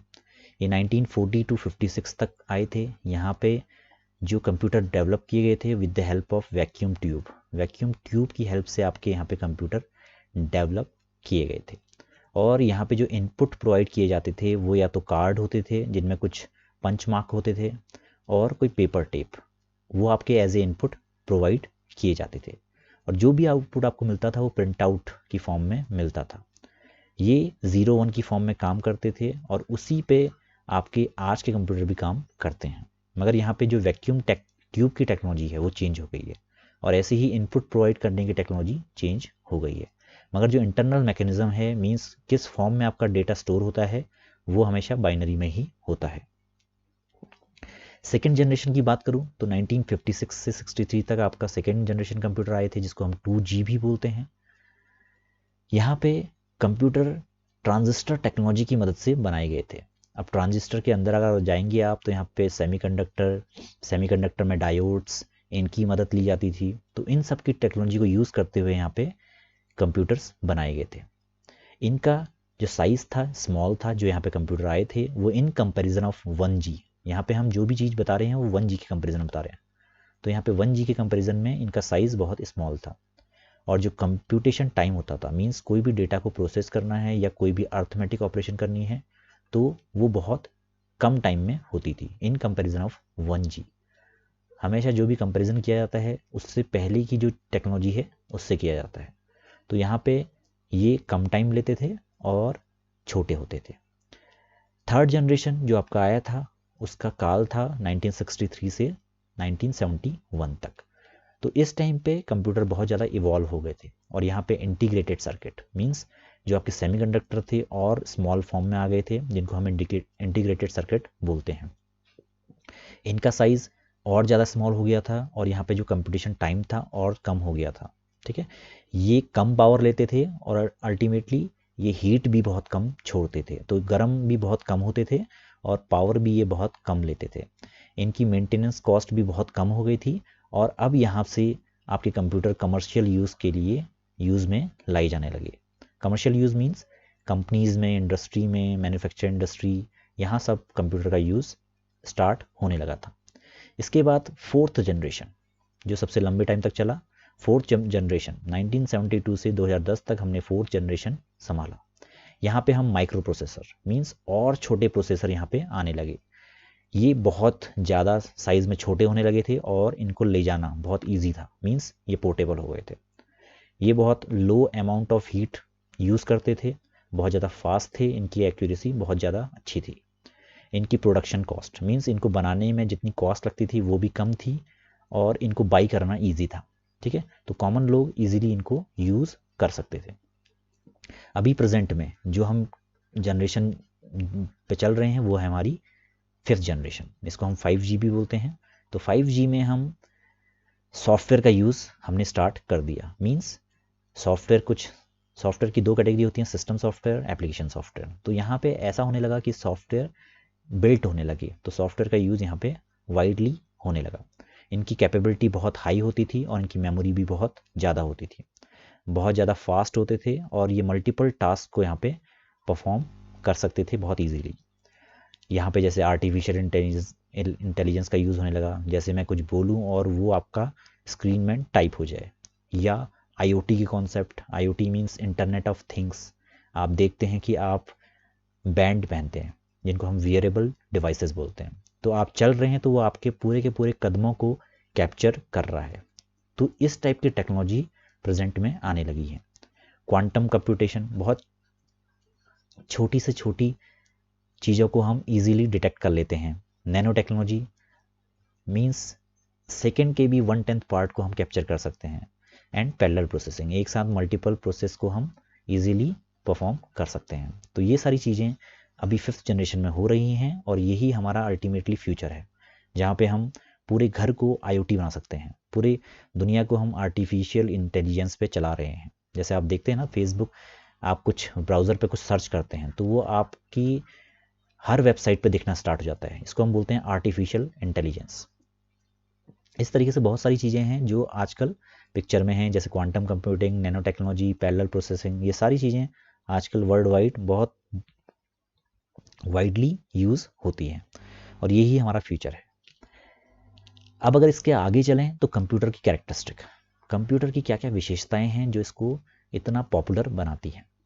सबसे पहले तो कैरेक्टरिस्टिक की बात करें तो बाकी मशीन्स के कंपैरिजन में हम यहाँ पे बात करेंगे अदर मशीन्स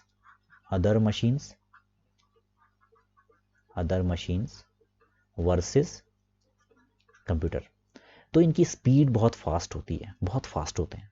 एक्यूरेसी, अगर आपने कोई इनपुट प्रोवाइड किया है, आप बोलते हैं कि मेरे पास दो नंबर हैं 200 एंड 400, इनका सम आप प्रोवाइड कीजिए, तो ये एग्जैक्ट वैल्यू आपको दिखा देंगे। अगर आप चाहते हैं कि मुझे 600 का फैक्टोरियल मिल जाए तो ये आप कोई प्रोग्राम बनाइए तो वो उसकी एक्यूरेसी बहुत बढ़िया होगी। मीन्स वो हमेशा आपको करेक्ट रिजल्ट दिखाएगा अगर आपने उसको प्रॉपरली टेस्ट किया हुआ है और प्रॉपरली चेक किया हुआ है। डिलीजेंस मीन्स जो भी आपने इनपुट प्रोवाइड किया उसी के अकॉर्डिंग आपको आउटपुट मिलेगा। वर्सेटाइल, यहाँ पे आप किसी भी टाइप के डेटा को हैंडल कर सकते हैं, किसी भी चीज़ को, किसी भी इनपुट को, किसी भी आउटपुट को प्रोवाइड कर सकते हैं, चाहे वो म्यूज़िक हो, वीडियो हो, टेक्स्ट हो, नंबर्स हो। रिलायबिलिटी, बहुत ज़्यादा रिलाई कर सकते हैं, जैसे आप मोबाइल के केस में है, कॉल डिस्कनेक्ट कम होती है आजकल, तो रिलायबल हैं ये।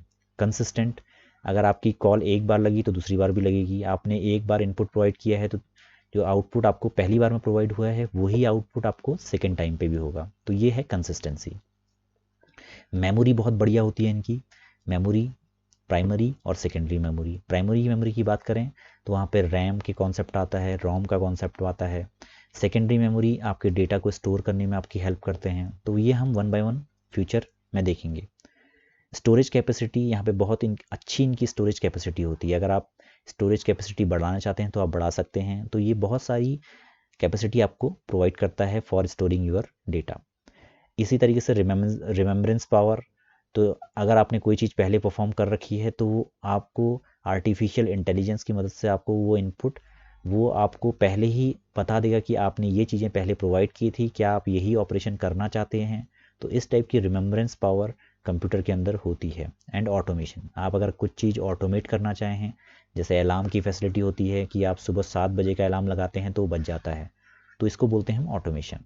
इसी तरह से रिमाइंडर अगर आप लगाते हैं अपने मोबाइल में, इसी तरीके से अगर आप देखेंगे टू डू लिस्ट, तो जिस टाइम पे आपको लिस्ट चाहिए होगी आप उस टाइम के लिए उसका टाइमर सेट कर दीजिए, तो वहाँ पे आपको वो चीज़ दिखा देगा। तो ये होती है ऑटोमेशन। तो इन सब विशेषताओं के कारण कंप्यूटर आज इतना ज़्यादा प्रचलन में है। स्पीड, एक्यूरेसी, डिलीजेंस आपका कहना मानता है, वर्सेटिलिटी मींस जो भी नंबर ऑफ इनपुट्स आपके डिफरेंट डिफरेंट हो सकते हैं, रिलायबिलिटी बहुत ज़्यादा रिलायबल है, कंसिस्टेंट, एक बार में जो आउटपुट आया है दूसरी बार में भी वही आउटपुट आएगा, मेमोरीज की बहुत वास्ट होती है, ऐसे ही स्टोरेज कैपेसिटी बहुत बढ़िया होती है, आर्टिफिशियल इंटेलिजेंस की मदद से आप इसको रिमेंबर करवा सकते हैं चीज़ें, ऑटोमेट करवा सकते हैं चीज़ें। तो ये सारी चीज़ें आप देखेंगे कंप्यूटर के अंदर होती है। आपका मोबाइल भी एक मिनी कंप्यूटर हम मान सकते हैं। मोबाइल में आप देखिए, अगर आपने कोई वर्ड टाइप किया है तो अगर आप उसको दोबारा टाइप करते हैं तो वो दोबारा से वहाँ पे दिखना स्टार्ट हो जाता है। तो ये होती है इसकी रिमेम्बरेंस पावर। ठीक है, तो ये है बेसिक कैरेक्टरिस्टिक्स ऑफ कंप्यूटर। अब यहाँ पे हम कुछ एप्लीकेशंस देख लेते हैं कि कंप्यूटर के अंदर कंप्यूटर की मदद से हम क्या क्या एप्लीकेशन बना सकते हैं। तो आप अगर बिजनेसेस में देखेंगे तो आप एम्प्लॉयज़ की सैलरी निकालने के लिए जो पेरोल कैलकुलेशन करते हैं, तो उन कैलकुलेशन को परफॉर्म करने के लिए आप कंप्यूटर्स का यूज़ कर सकते हैं। इसी तरह से आप डिफरेंट कंपनीज़ में देखेंगे, आपको बजट बनाना है तो बजट बनाने के लिए आप कंप्यूटर का यूज़ कर सकते हैं। अपने प्रोडक्ट की सेल्स, आपकी सेल्स कितनी इस महीने कितनी हुई, नेक्स्ट मंथ कितनी हुई, प्रीवियस मंथ में कितनी हुई है, तो आप अपनी पूरी सेल का एक चार्ट यहाँ पे बना सकते हैं। ठीक है, उसकी हेल्प से आप एनालाइज कर सकते हैं कि मेरा कौन सा प्रोडक्ट सबसे ज़्यादा पॉपुलर डिमांड में है, और उस के अकॉर्डिंग आप अपनी शॉप या कंपनी में उसी का प्रोडक्शन करेंगे। ऐसे ही फाइनेंशियल फॉरकास्टिंग मीन्स आपकी जो फाइनेंस थी उसको मैनेज करने का काम है, वो इजीली कंप्यूटर की मदद से हो सकता है। कंपनीज़ में एम्प्लॉयज़ का डेटाबेस मेंटेन करना है तो उसके लिए आप कंप्यूटर का यूज़ कर सकते हैं। स्टॉक्स की मेंटेनेंस के लिए मीन्स आपकी कंपनी में, या आप लेट सपोज आप कोई बिजनेस रन कर रहे हैं, बिजनेस कुछ भी हो सकता है, लेट सपोज एक शॉप है, उस शॉप में आपने स्टॉक्स मीन्स आपके पास कौन सा आइटम कितनी क्वांटिटी में आपके पास अवेलेबल है, वो सब आपने कंप्यूटर में फीड कर दिया। और जैसे ही आपके पास कोई कस्टमर आया, उस कस्टमर ने उस प्रोडक्ट को डिमांड किया, आपने उसको बेचा, तो यहाँ पे आप क्या करेंगे, उसकी क्वांटिटी को -1 कर देंगे। तो इस तरीके से आप एक यहाँ पे अलार्म लगा दीजिए कि जैसे ही कोई प्रोडक्ट मेरा <5 की रेंज में जाएगा, वहाँ पे वो फ्लैश होना स्टार्ट कर दे। तो यहाँ पे क्या होगा, अल्टीमेटली आपकी जो स्टॉक्स है उनकी मेंटेनेंस होते रहेगी। उसी टाइम पे आपका क्या होगा, आप उस प्रोडक्ट या उस स्टॉक की एक रिक्वायरमेंट अपने वेंडर को दे देंगे। तो ये है मेंटेनेंस ऑफ स्टॉक। तो बिजनेसेस में आप वाइडली इसको यूज़ कर सकते हैं। सेकंड है आपका बैंकिंग। बैंकिंग में आपके अकाउंट्स को हैंडल करने के लिए आप जाते हैं एटीएम में, तो लेट सपोज आपने 3000 रुपीज़ निकाले और आपके अकाउंट में 10,000 रुपीज़ थे, तो ऑटोमेटिकली आपके अकाउंट में 7,000 रुपीज़ रिफ्लेक्ट होने स्टार्ट हो जाते हैं। तो ये सब किससे हो रहा है, with the help of computers. ठीक है, तो आपका करंट बैलेंस दिखाना, आपने कितना डिपॉजिट किया उसको आपके बैलेंस में रिफ्लेक्ट करना, कितना आपने इससे निकाला उसको रिफ्लेक्ट करना, कितना इंटरेस्ट आपके टोटल बैलेंस में इनकर हो रहा है या आउट बाहर जा रहा है, शेयर्स जो आपने खरीदे हैं या कोई अदर इन्फॉर्मेशन, वो सब आप यहाँ पे with the help of online accounting facility कर सकते हैं। इंश्योरेंस में आप देखेंगे पॉलिसी का पूरी डिटेल, कब उसकी स्टार्टिंग डेट थी, कब उसकी इंस्टॉलमेंट ड्यू है, मैच्योरिटी कब है, इंटरेस्ट कितना पड़ रहा है, सर्वाइवल बेनिफिट एंड बोनस, ये सारी चीज़ें आप अपनी with the help of online facility जो प्रोवाइडेड होती है उससे देख सकते हैं। तो बहुत सारी चीज़ें आजकल with the help of computer बहुत ज़्यादा ईजी हो गई हैं। आप पेमेंट कर सकते हैं इंश्योरेंस का, कोई भी आपको ऑपरेशन परफॉर्म करनी है with the help of computer या मोबाइल आप कर सकते हैं। नेक्स्ट है एजुकेशन। आजकल आप देख रहे हैं जैसे अनअकैडमी है, बहुत सारे प्लेटफॉर्म हैं जो आपको ऑनलाइन एजुकेशन प्रोवाइड करते हैं, टीचमेंट और बहुत सारी क्लासेस, मतलब आप यूट्यूब पे भी देख सकते हैं और पर्टिकुलर मोबाइल एप्लीकेशन के थ्रू।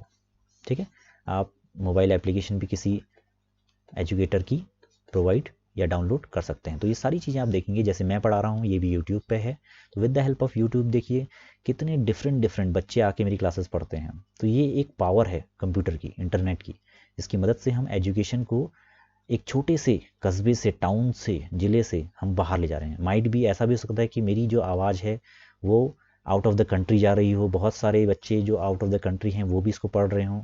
तो ये एक पावर है कंप्यूटर की एंड इंटरनेट की, जिसकी हेल्प से आपकी एजुकेशन इवॉल्व हो रही है।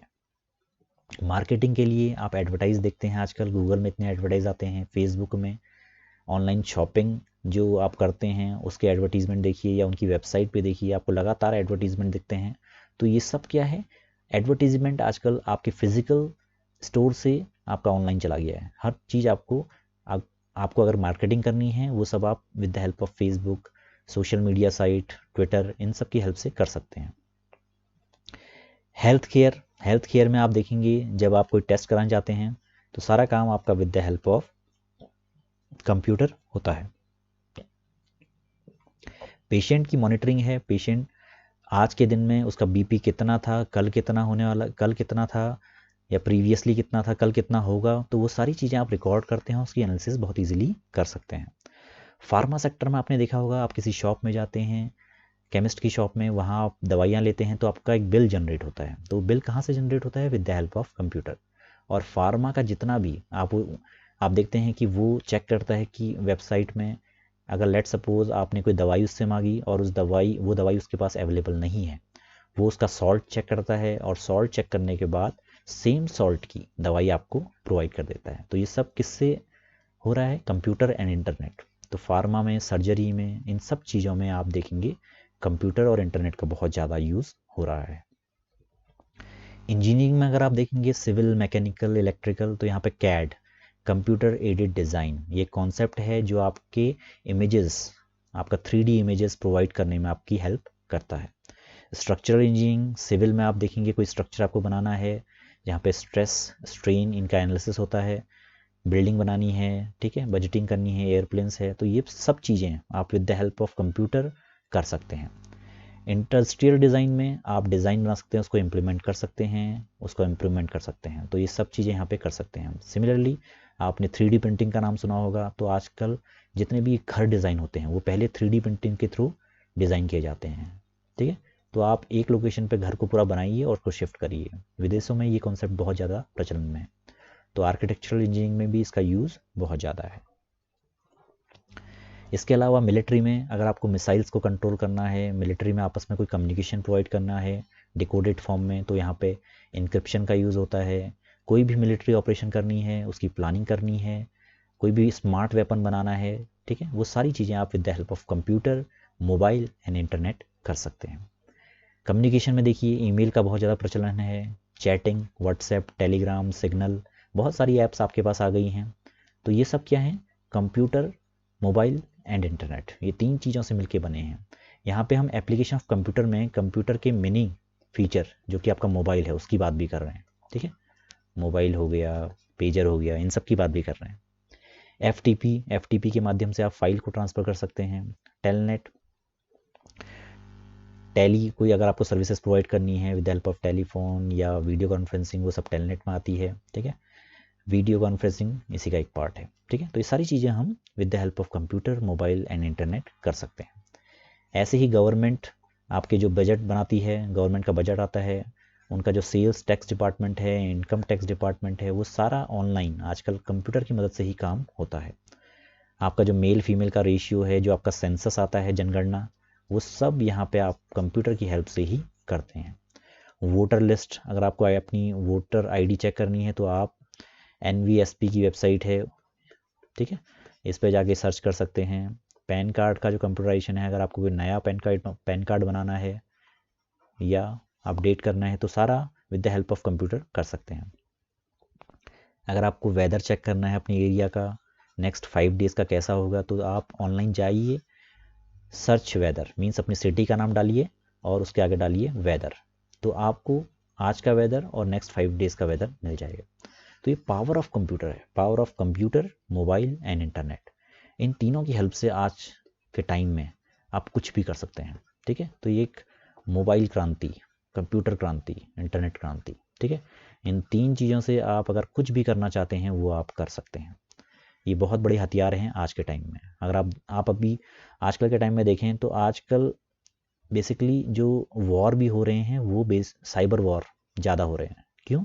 क्योंकि ये चीज़ें इतनी पावरफुल हो गई हैं, ये सब कुछ कंट्रोल करती हैं, हर चीज़, ठीक है। तो एप्लीकेशन ऑफ कंप्यूटर में हमने बहुत सारी एप्लीकेशन यहाँ पे देखी। गवर्नमेंट किस किस तरीके से कंप्यूटर का यूज़ कर सकती है, कम्युनिकेशन में आप चीज़ों को कैसे यूज़ करते हैं, military, engineering, design, health care, marketing, education, insurance, banking and business, ये सारी चीज़ें हमने देखी और यहाँ पे हम कैसे कहाँ कहाँ पे कंप्यूटर्स का यूज़ कर सकते हैं। अब हम अपने नेक्स्ट टॉपिक पे चलेंगे, input and output devices. Input devices basically कोई भी डेटा एंटर करने के लिए, कंप्यूटर के अंदर कोई भी डेटा एंटर करने के लिए हम इन डिवाइसेस को यूज़ करते हैं। ठीक है, इसका example keyboard, mouse, joystick, pen, track ball basically mouse के अंदर जो बॉल आती है, ठीक है। और बहुत सारे ऐसे भी डिवाइसेस होते हैं जो बॉल को रोटेट करके आप वहाँ पे अपनी स्क्रीन में अपना पेन रोटेट करवा सकते हैं। स्कैनर, ग्राफिक टैबलेट, जैसे मैं अभी टैबलेट का यूज़ कर रहा हूँ for writing these things. Microphone, अपनी आवाज़ देने के लिए माइक्रोफोन यूज़ कर रहा हूँ।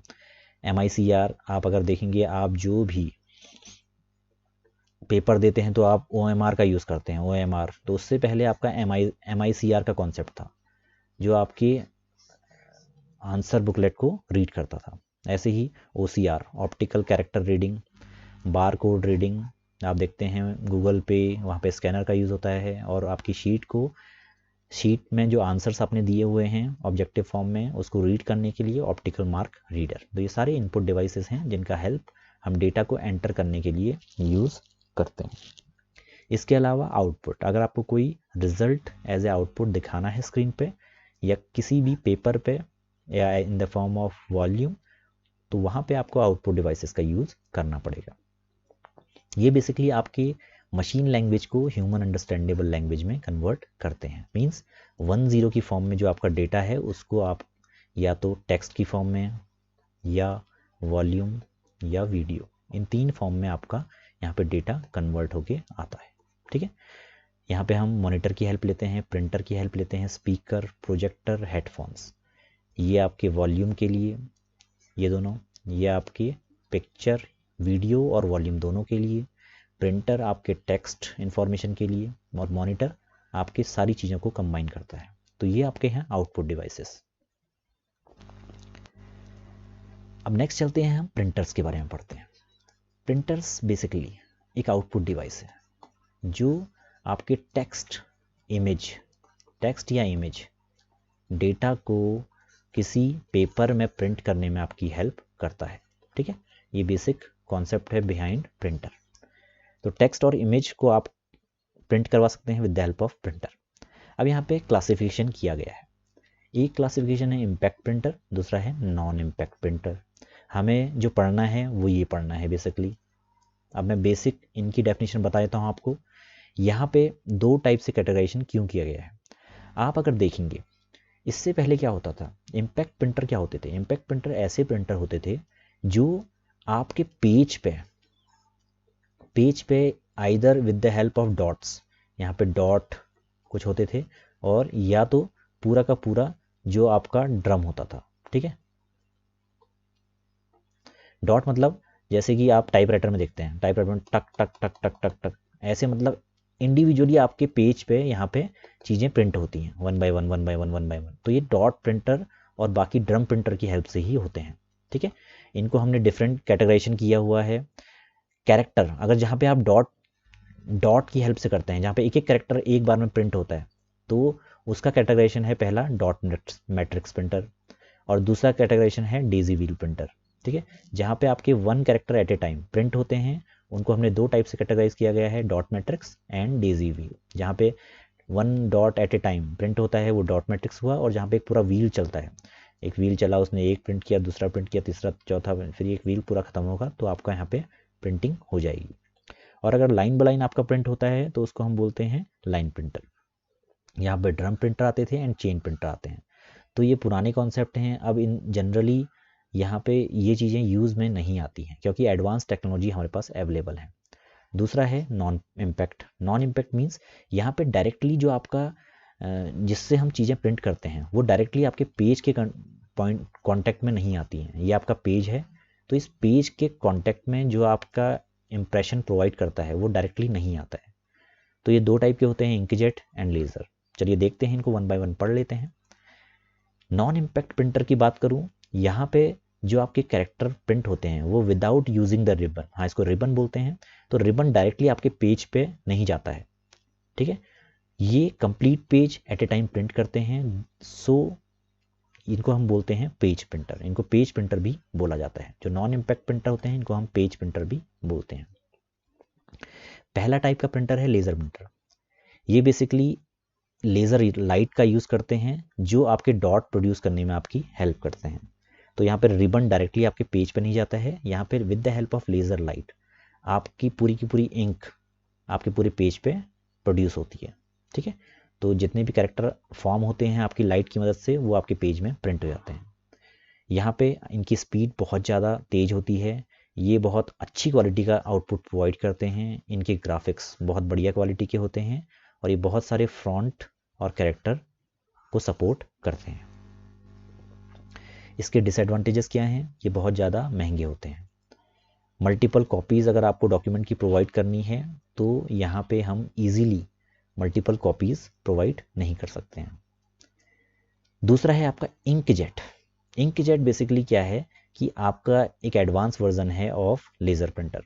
तो यहाँ पे ये रिलेटिवली न्यू है और यहाँ पे हल्की सी एक इंक की ड्रॉप हम छोड़ देते हैं और वो इंक की ड्रॉप क्या होती है, एक जेट के माध्यम से पूरे पेपर में आ जाती है, ठीक है।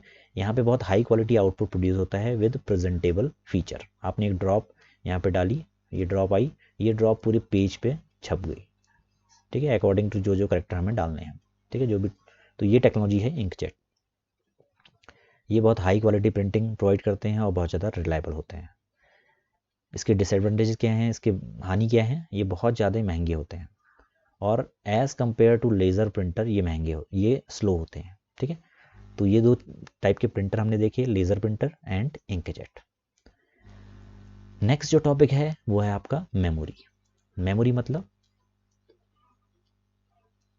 दिमाग, इसको हम दिमाग भी बोल सकते हैं, ठीक है। जो आपका असली पूरे कंप्यूटर का मेन काम है वो मेमोरी करती है। ये आपके डेटा को स्टोर करने में या आपके इंस्ट्रक्शंस को स्टोर करने में आपकी हेल्प करती है।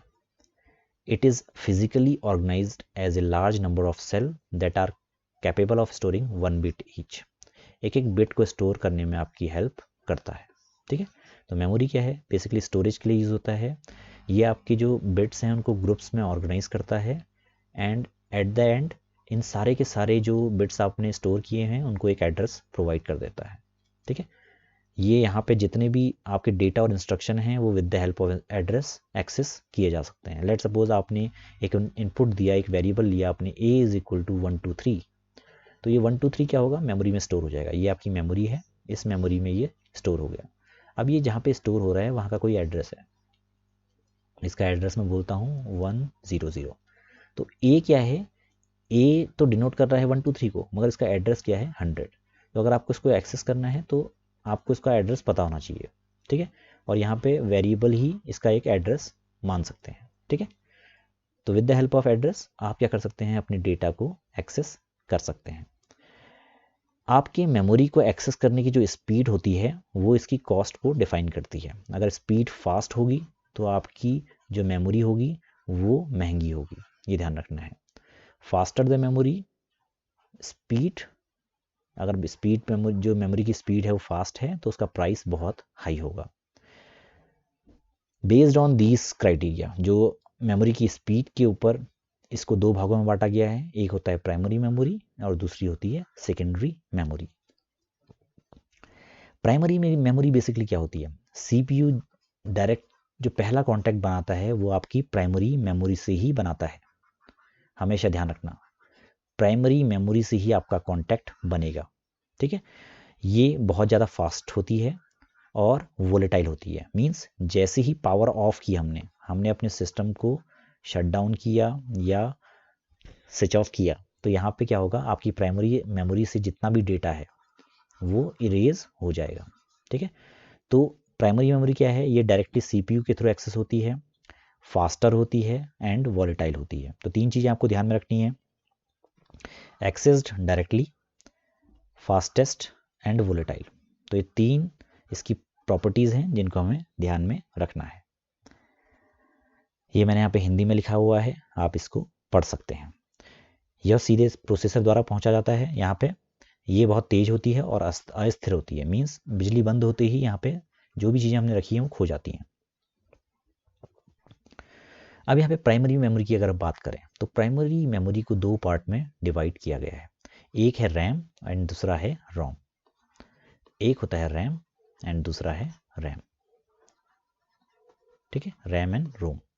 रैंडम एक्सेस मेमोरी, इसके भी दो पार्ट होते हैं, D RAM and S RAM. D RAM मतलब dynamic RAM and S RAM means static RAM, ठीक है।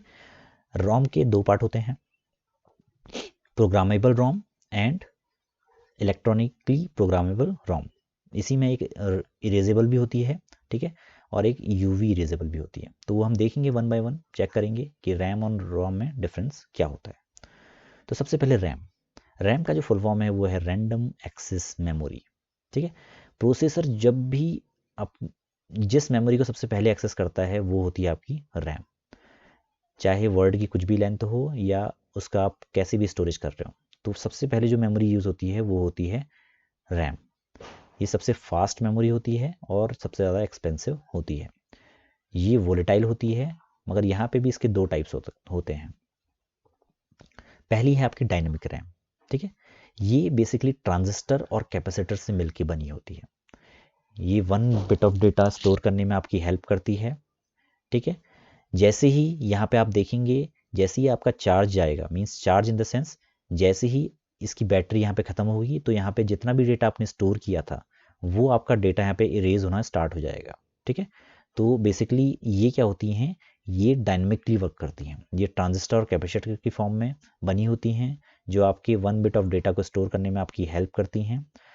However, this cell start losing its charge and hence data stored in less than 1000 of a second is erasable, ठीक है। तो ये हमेशा refresh हो जाती हैं। तो ये पूरे प्रोसेसर का टाइम लेती हैं। इनका स्मॉल साइज होता है, ध्यान में रखना। और जो एक डी रैम होती है वो बहुत सारे सेल्स को कंटेन किए होती है। जितने भी पर्सनल कंप्यूटर, मीन्स आप जो कंप्यूटर घर में यूज़ करते हैं या जितने भी लैपटॉप आप यूज़ करते हैं उनमें डी रैम लगी हुई होती है। इसके अलावा दूसरी टाइप की मेमोरी होती है स्टैटिक रैम, ठीक है। अब इन दोनों में डिफरेंस क्या है, इसका मतलब क्या है कि स्टैटिक रैम क्या होती है कि जब तक पावर ऑन है तब तक आपकी बिट को मेंटेन किया हुआ है। मगर डायनेमिक में क्या होता है कि जो भी आपका डेटा आपने रखा हुआ है, अगर आपकी पावर ना भी जाए तो धीरे धीरे आपकी मेमोरी में डेटा को उड़ाते रहती है। तो इतना आपका बेसिक डिफरेंस है। अगर आप देखें डायनेमिक और स्टैटिक, ये डेफिनेशन यही बता रही है। क्यों? क्योंकि यहाँ पे फ्लिप फ्लॉप यूज़ होते हैं, ठीक है। तो फ्लिप फ्लॉप जो जब यूज़ करते हैं तो फ्लिप फ्लॉप तब तक अपने डेटा को रखते हैं जब तक कि पावर ऑफ नहीं होती है। ये रिफ्रेश करने की यहाँ पे ज़रूरत नहीं है, ठीक है। इसकी रीड राइट साइकिल शॉर्ट होती है as compare to the RAM, ठीक है। ये बहुत स्पेसिफिक एप्लीकेशन में यूज़ होती है, बहुत ज़्यादा इसको यूज़ नहीं करते हैं क्योंकि इसका जो इसकी कॉस्ट है इसके कंपैरिजन में, डायनेमिक रैम के कंपैरिजन में ज़्यादा होती है, ठीक है। तो ये ध्यान रखना है आपको। बहुत ज़्यादा इन डेप्थ नहीं जाना है, मगर आपको बेसिकली पता होना चाहिए कि रैम और रोम में डिफरेंस क्या है और रैम और रोम के यूसेज में डिफरेंस क्या है। अब रैम और रोम में जो सबसे बड़ा डिफरेंस है, रैम को हम राइट कर सकते हैं। रैम में रीड राइट दोनों प्रोसेस होती है, रीड भी कर सकते हैं और राइट भी कर सकते हैं। रीड का मतलब पढ़ना और राइट का मतलब लिखना। तो इसमें कुछ चीज़ हम लिख सकते हैं और कुछ चीज़ रीड भी कर सकते हैं। मगर रोम इसके कंपैरिजन में, रैम के कंपैरिजन में सिर्फ रीड ऑनली मेमोरी होती है, ठीक है। इसमें नया डेटा नहीं लिखा जा सकता है, ठीक है। ये जो भी आपका मैन्युफैक्चरर होगा, लेट सपोज आपने HP का कोई लैपटॉप परचेज़ किया है, तो लैपटॉप जब आप परचेज़ करते हैं तो आप देखते हैं ना कि आपने स्टार्ट का बटन दबाया अपने सिस्टम को ऑन करने के लिए, तो ऑटोमेटिकली आपका सिस्टम स्टार्ट हो जाता है। कैसे होता है? यहाँ पे रोम पिक्चर में आती है। तो मैन्युफैक्चरर क्या करता है, आपको एक रोम प्रोवाइड करता है जिसमें उसने कुछ इंस्ट्रक्शंस लिखे हुए हैं। और स्टार्ट करने में या स्टार्ट के टाइम पे आप देखते हैं एक ब्लैक स्क्रीन आ सकती है, F1 F2 प्रेस कीजिए। ये कुछ इंस्ट्रक्शन होते हैं जो आपके रैम में लिखे होते हैं। तो रैम क्या करती है, मैन्युफैक्चरर द्वारा प्रोवाइड होती है और ये आपके बेसिक इंस्ट्रक्शंस को एग्जीक्यूट करने में आपकी हेल्प करती है। मैन्युफैक्चरर द्वारा इसमें ऑलरेडी कुछ ना कुछ चीज़ें लिखी होती हैं जिनको हम अल्टर नहीं कर सकते हैं। बूटिंग सीक्वेंस, जितना भी बूटिंग सीक्वेंस होता है सब इसमें लिखा होता है। बूटिंग का मतलब स्टार्ट होते समय जो जो प्रोसेसिंग हो रही है। ये जनरली स्लोअर होती है एज़ कम्पेयर टू रैम, ठीक है। तो रैम के कंपेरिजन में ये स्लोअर होती है और सस्ती होती है। यहाँ पे डेटा रिटेन किया जाता है अगर आपकी लाइट चली भी जाए, ठीक है। तो ये नॉन वोलेटाइल होती है। अगर आपने लाइट ऑफ भी कर दी तो ऐसा तो नहीं होता कि आपकी सिस्टम स्टार्ट होना ही बंद हो जाए। तो यहाँ पे डेटा जो आपने लिख दिया वो हमेशा पड़ा रहता है। तो ये ध्यान रखना है, ROM can not be altered the way RAM, but यहाँ पे जो टेक्नोलॉजीज अवेलेबल हैं वो बहुत सारी अवेलेबल हैं जो सिर्फ और सिर्फ मैन्युफैक्चरर यूज़ करते हैं, ठीक है। तो बेसिक डिफरेंस क्या है रैम एंड रोम में? रैम अगर हम देखें तो रैम एंड रोम, रैम में रीड एंड राइट दोनों चीज़ें हो सकती हैं। आप इसमें कुछ लिख भी सकते हैं, यहाँ से कुछ चीज़ उड़ा भी सकते हैं, यहाँ से कुछ चीज़ पढ़ भी सकते हैं। जबकि रोम में सिर्फ और सिर्फ रीड हो सकता है। यहाँ पे आप देखेंगे कि यहाँ पे ये वोलेटाइल होती हैं, मींस जैसे ही लाइट जाती है तो आपका डेटा यहाँ पे मिट जाता है, जबकि ये नॉन वोलेटाइल होती हैं, ठीक है। इसके अलावा रोम चीपर होता है ये, जबकि कॉस्टली होती हैं, ठीक है, कॉस्टली होती हैं। इसके अलावा रैम की बात करें तो रैम क्या होती हैं? फास्ट होती हैं, और रोम क्या होती हैं? आपकी स्लोअर होती हैं, स्लोअर साइड पे। तो ये बेसिक डिफरेंस है बिटवीन रैम एंड रोम। अब यहाँ पे जो पहला टाइप का है programmable ROM, with the help of program अगर आप कोई रोम बना रहे हो तो वो है आपका पी रोम। इसमें एक स्पेशल हार्डवेयर लगता है जहाँ पे हम प्रोग्राम को स्टोर कर सकते हैं, लिख सकते हैं। इसके बाद सेकेंड टाइप की जो रोम होती है वो होती है इरेजेबल प्रोग्रामेबल रोम, मीन्स आपने जो प्रोग्राम लिखा है उसको आप इरेज भी कर सकते हैं, मगर ये सिर्फ और सिर्फ आइदर इलेक्ट्रिकल सिग्नल या यूवी रेस के माध्यम से होगा। ये आप नहीं कर पाएंगे, ये मैन्युफैक्चरर ही कर पाएगा, ठीक है।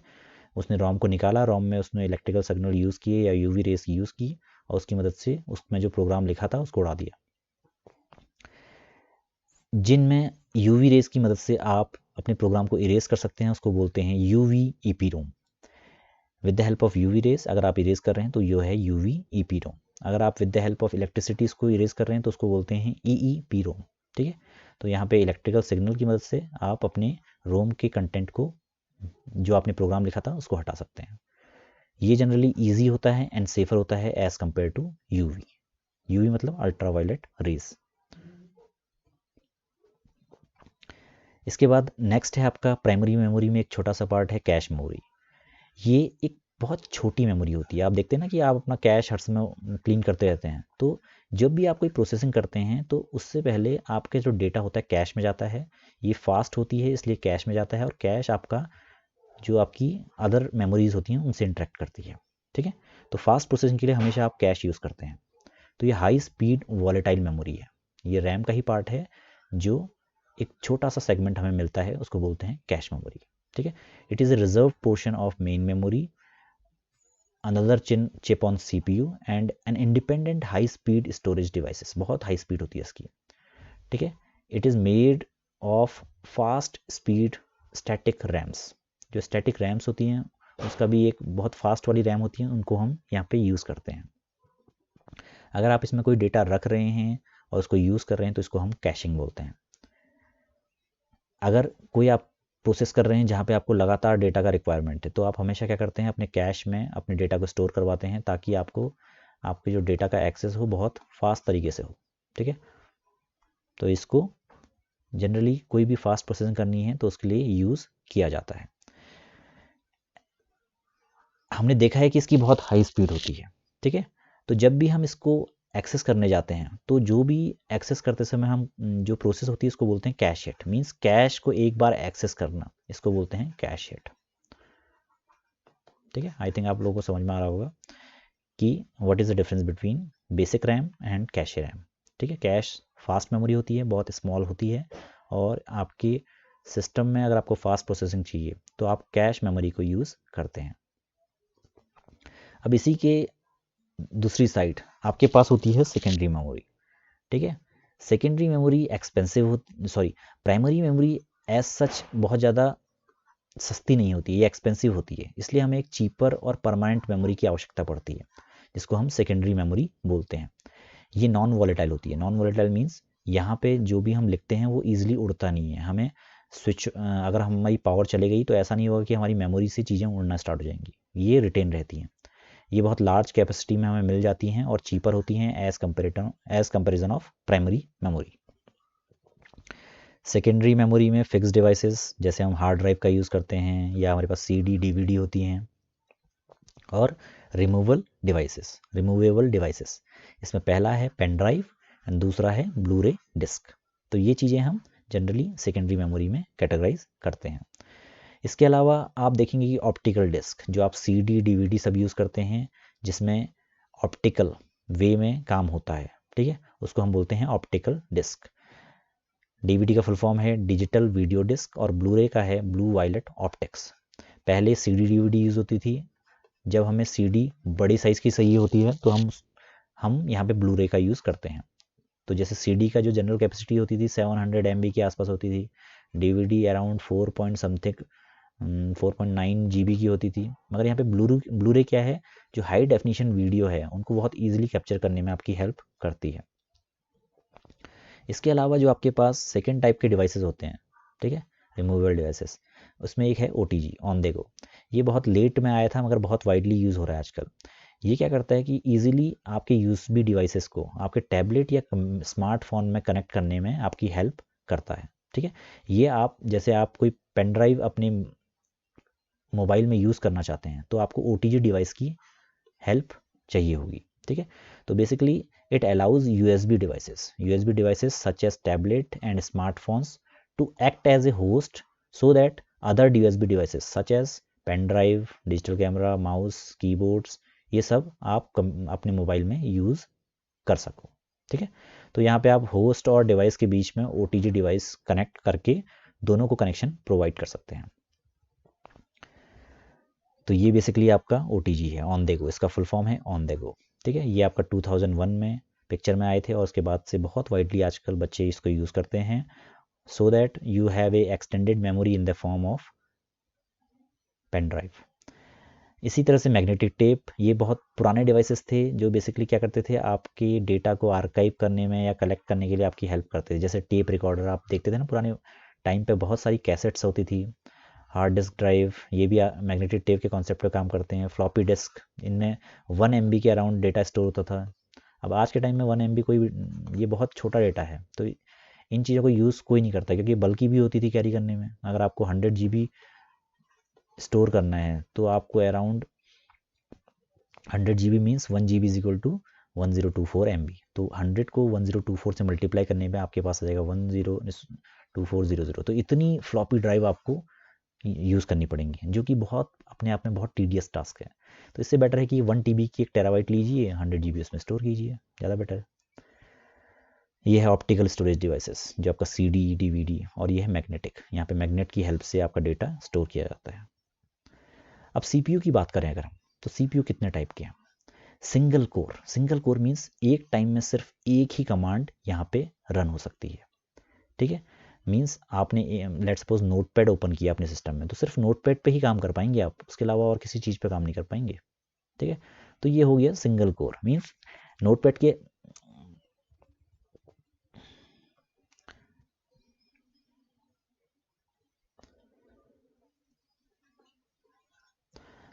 सॉरी, ये मैंने मल्टीटास्किंग के बारे में बता दिया था। यहाँ पे सिंगल कोर मीन्स जहाँ पे एक कोर होता है। लेट्स सपोज आपका सिस्टम है, आपका सिस्टम कोई प्रोसेस को परफॉर्म कर रहा है, ठीक है, कोई आपने डेटा प्रोवाइड किया और उसको प्रोसेस कर रहा है। तो यहाँ पे क्या है, सिंगल कोर का मतलब 1 कमांड एट ए टाइम। आप अगर लेट्स सपोज नोटपैड ओपन करने की कमांड दे रहे हैं, तो यहाँ पे पहले ये ओपन होगा। उसके बाद अगर आपने पैरेलली विंडोज़ मीडिया प्लेयर या VLC पे आप कोई मूवी देखना चाहते हैं, ठीक है, आप उसके लिए कमांड दे रहे हैं, तो पहले ये कमांड प्रोसेस होगी, उसके बाद ये कमांड प्रोसेस होगी। तो ये कंप्यूटर ओवरऑल बहुत ज़्यादा स्लो हो जाएगा।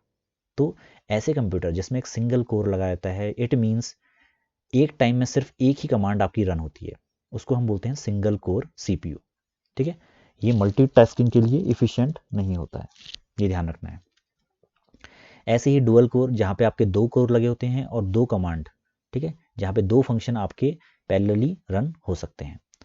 क्वाड कोर, जहाँ पे आपके 4 कोर्स लगे हैं, मींस 4 कमांड आपकी एक बार में प्रोसेस हो सकती हैं। हेक्सा कोर, जहाँ पे आपके 6 कोर हो सकते हैं।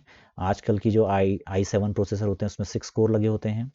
एंड ऑक्टा कोर, जहाँ पे 8 कोर्स मींस 8 कमांड एक साथ प्रोसेस हो सकती हैं। इट मीन्स ये बहुत ज़्यादा फास्ट होते हैं, ठीक है। तो ये हैं CPU के टाइप्स। यहाँ पे हम CPU के टाइप्स हमने देखे, तो यहीं पे आज का लेक्चर हम फिनिश करेंगे। नेक्स्ट लेक्चर में हम जितने भी पेंडिंग टॉपिक्स हैं उनके बारे में गो थ्रू करेंगे।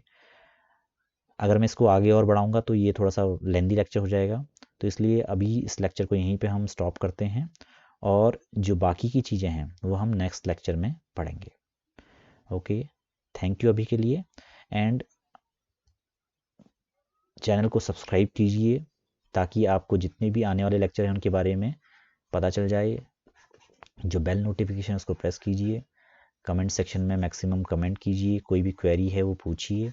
इसके अलावा कोई भी टॉपिक आपको समझ में नहीं आया, वीडियो को लाइक कीजिए, ठीक है, और शेयर कीजिए, मैक्सिमम लोगों को शेयर कीजिए ताकि आपको इन्फॉर्मेशन पहुंच सके। ठीक है, तो आज का लेक्चर हम यहीं पे फिनिश करते हैं। हम जल्दी ही नेक्स्ट लेक्चर में मिलेंगे जिसमें हम इस यूनिट के बाकी टॉपिक्स को कवर करेंगे। ओके, थैंक यू एंड पढ़ते रहिए।